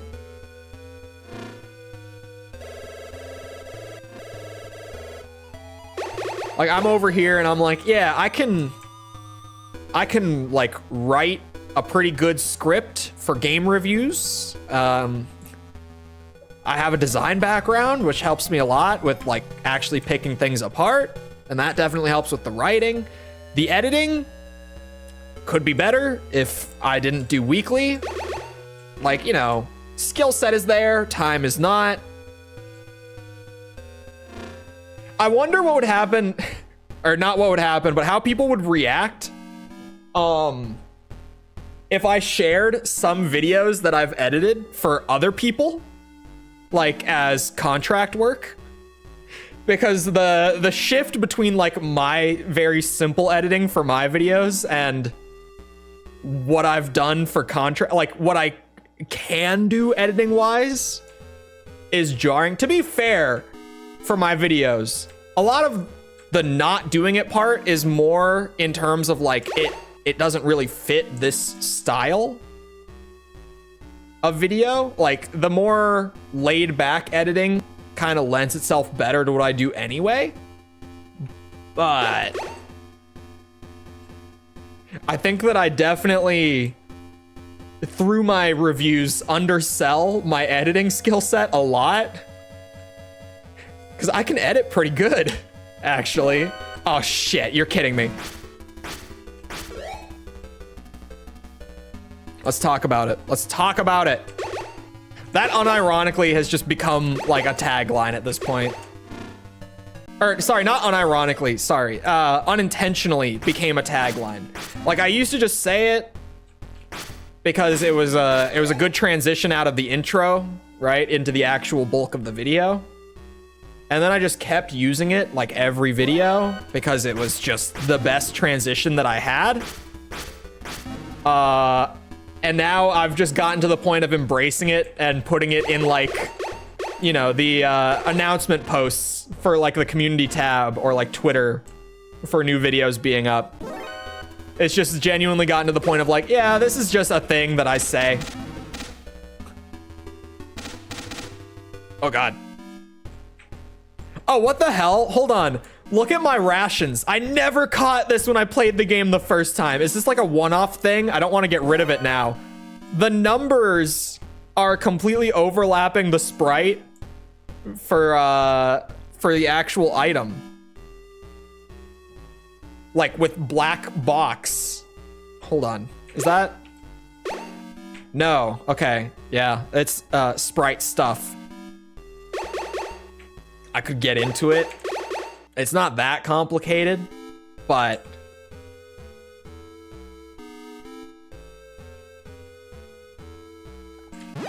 transparent sprites were expensive. Sprites were tile based. Clearly the other sprite is still underneath it, but transparent was a lot on an 80s computer that was already rendering everything else that this game is. And so I guess that since this was the only item in the like actual item or sorry, equipment inventory that has more than one digit, they were kind of just like, fuck it. Let it just overlap. Most people won't notice, right? I didn't even notice until just now. Genuinely. Whoa. The troll in videos and the troll on stream seems like different people. I have talked about that before.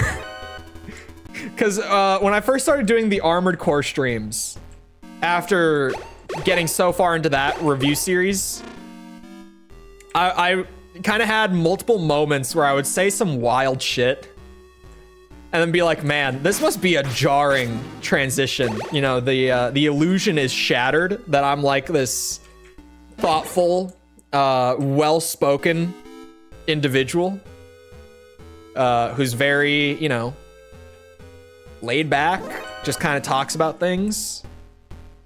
You go to stream and depending on the day, you might catch something crazy. Doug DeMuro's this. You come to stream and I'm stuttering through everything I'm saying and I'm just rambling about God knows what for hours on end.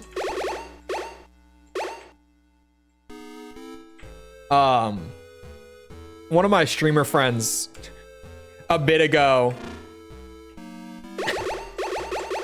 I don't remember exactly how she phrased it. Like, I wish I could remember the exact wording of it because I thought that it was really funny. But she said something to the extent of like, genuinely, she said something to the extent of like, I wish I had your mental issues and not mine.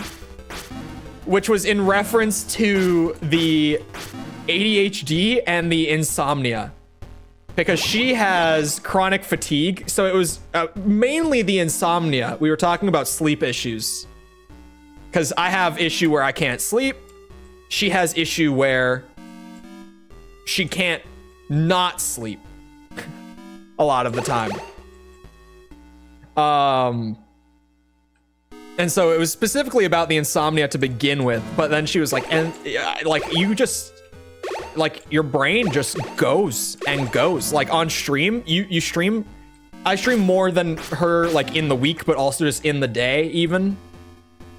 Because this was when I was doing 4 hours a day before I even cut it back to 3.5, which is still a lot. But she was like, you just somehow you don't run out of things to talk about. And I was like, I know. It's terrifying. I was like, you know why I can't sleep? I can't run out of things to think about. I keep my brain keeps me up all night. It's horrifying, actually. But you know, like, I guess I do get more done in a week because of it. I'm Dr. Drago Petrovich Madnar. My daughter Ellen is a hostage. Unless you help Ellen, I won't tell you anything about Metal Gear. Ellen is being held in the basement of Building 1. Please help her. I actually, like, I genuinely forgot about this until just now. Sometimes I will say that, and, you know, it's like exaggerative. I actually completely forgot about this. Now that I have found the real, not decoy Dr. Madnar, we have to run back to the basement of Building 1 to go and help his daughter before he'll give us jack shit. Remember when I was talking about padding in the 80s? Common theme in the videos will only continue to be a common theme on the streams, apparently. But yeah, anything from olives to furry porn is a good way to put it. Which, to clear my own name, for people who are like, wait, olives to what? It was when the Twitch TOS changes happened with the art stuff a few weeks ago. I was talking about how if you went to the art page that day, I was giving my personal experience with going to the art page that day, where I had seen some furry art. Very cultured, you know, in one way. Not to everyone's preference, not to my preference. But I saw some shit that day on the Twitch art section. Rocket launcher. I was wondering if I'd be able to do this now. This will actually be nice to have done. Wish I had that skill. The not being able to sleep thing. It definitely, like, from talking to her. This is false, by the way. I'll just drop it. She talks about her fatigue on stream sometimes. It's not like it's a secret. Or maybe the not talking. But from talking to her about her fatigue, it has made me kind of like, oh yeah, it probably is like, if I had to choose between my body needs more sleep than like most people do, or I can't sleep like consistently, like I can't get good quality sleep,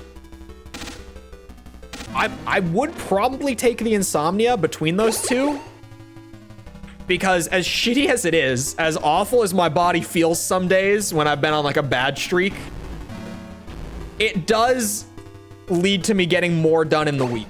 Like, I do get up in the middle of the night and work on stuff when I can't sleep, because if I wake up, like, I'm up and I know that I'm not going to be able to sleep if I just like lay there.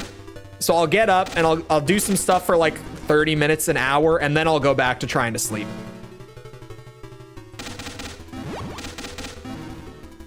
Okay, the rocket launcher. Do I have to call her every time? I don't remember how to do this, but I clearly need more ammo. What was her frequency? 4-8. I've heard Metal Gear 1 and 2 are so hard. Is that true? Metal Gear 1 is harder. They're both hard. They're not like insanely hard. I do have to call her every time. You're shitting me. The thing with Metal Gear 1 and 2 is that they're kind of bullshit. Like, they are hard in a way that is not just like, oh, the game is difficult. It's like, oh, the game is kind of unfair at times. And by kind of, I mean like the game is unfair at times. There's value to them. Like, I would especially say if you like the Metal Gear Solid games and you've never played the classic, like, first two, Metal Gear 1, story-wise, you can get all the value out of Metal Gear 1 from watching a recap video. And even Metal Gear 2 might be the same way, but I would probably say it's not to the same degree. But Metal Gear 1, like, you can get the story from watching a quick recap. Bitch, where is my rocket launcher? Where is it? I need it. I don't know if you know this, but like, I can't kill them without it. Where did I get these 2 rockets from? What? Oh my God. It happened in real time. It's the normal ammo box. It's not that I go pick up a rocket launcher over and over. Oh, okay. Okay, things have changed. Metal Gear 2, I would recommend. 2 is a lot less bullshit. There's still some. 2 has its problems, but it's a lot better in that sense than the first game. Its game design in general is also a lot better. Maybe I can just farm these guys for it. Hold on.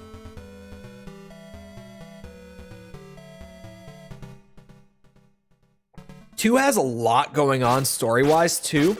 Like a surprising amount for being from the year that it is. Would I play both before the Solid games? I'll be getting Subsistence for PS2, and it comes with Metal Gear Duology.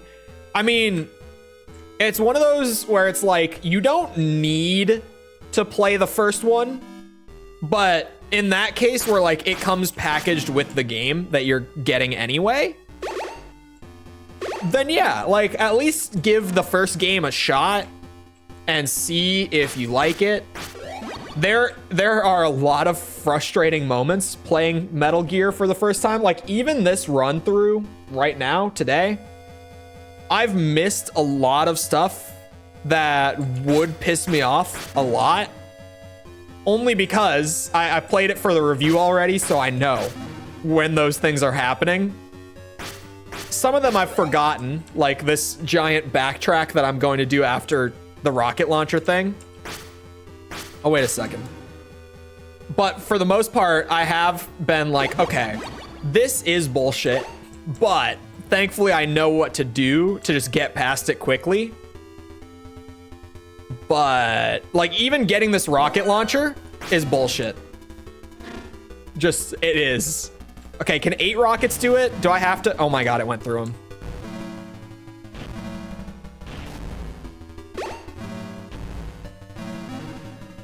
Okay. Let me get the alert to die down. Is Metal Gear 2 a solid game? No, that's a different game. Come on now. But yeah, if it comes packaged with Metal Gear 1 and 2, I would give Metal Gear 1 a shot. I wouldn't hard commit to playing through it, but I would give it a shot. I think it's worth it to at least see if you enjoy it and might want to play through it all the way. The alert dropped. Okay, interesting. I can just slip in there and goodbye alert. The more you know.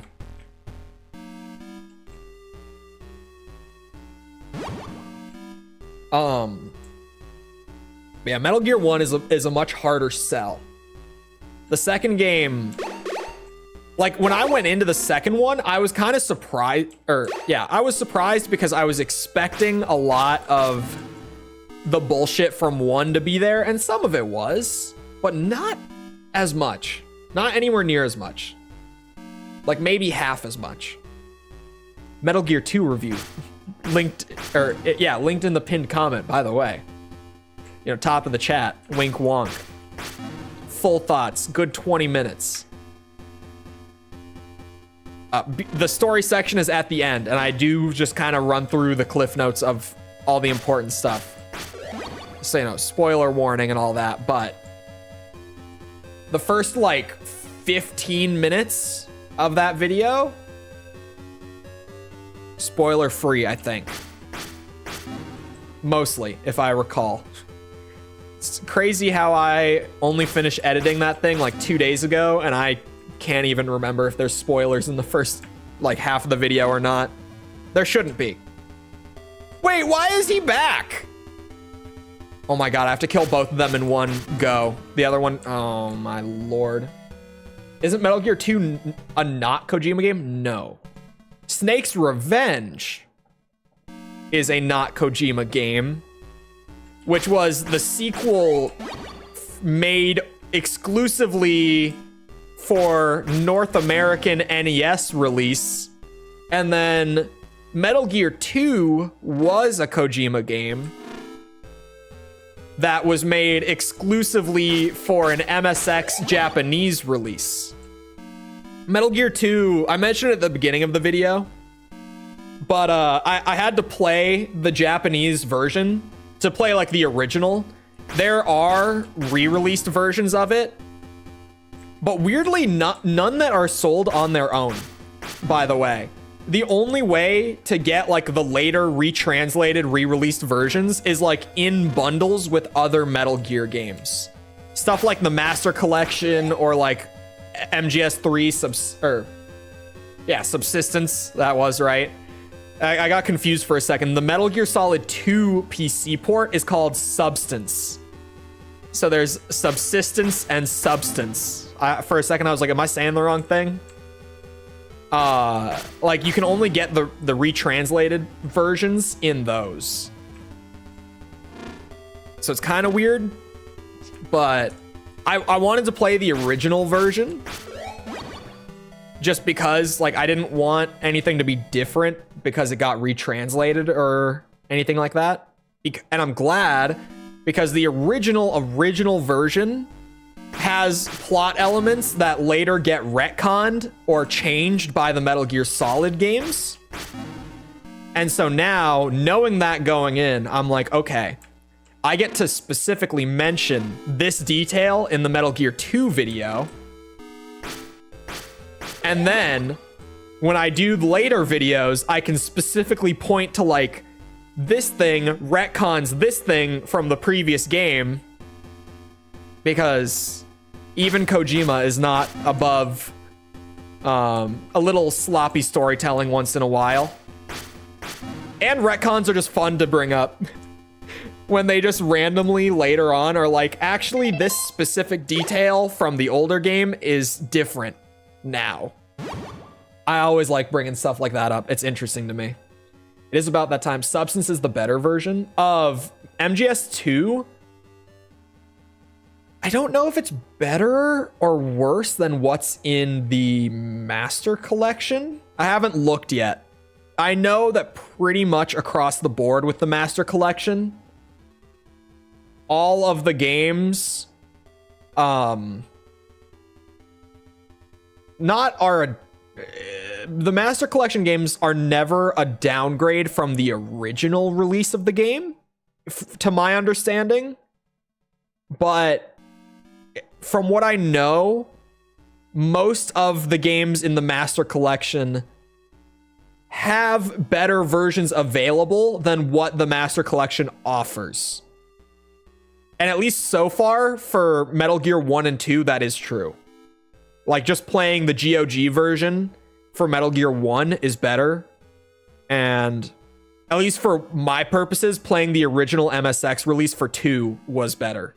Just because of, like, I didn't want something that was rewritten later on to, like, fit retcons that happened down the line. I wanted the original version. So, anyway. I hope you guys enjoy. If you did enjoy, and you haven't done so already, feel free to go ahead and leave a sub. Come back another time if you're new. We're doing this. We're doing the Devil May Cry series, all S ranks. We're doing the Armored Core series, 100%. We're doing the Ace Combat series, all on the hardest difficulty. Feel free to come back for any of it. Also, if you enjoyed, feel free to go ahead and leave a like. Helps out a lot with algorithm and stuff, so I'd appreciate it. Thank you if you've done so already. Thank you if you're about to do so. Before you leave, in the pinned comment, I just mentioned it like 5 minutes ago, but the Metal Gear 2 review went up today. It's right there. I think it's the whole playlist that I linked. I don't think I linked specifically the video. So if you've missed like the Snake's Revenge video or something, or maybe even the video on this game, feel free to check those out there as well. Other than that, though, once again, I hope you guys enjoyed. I'll see you always back here next time. I hope you all have a great rest of your day. Thank you for coming to the stream, and goodbye.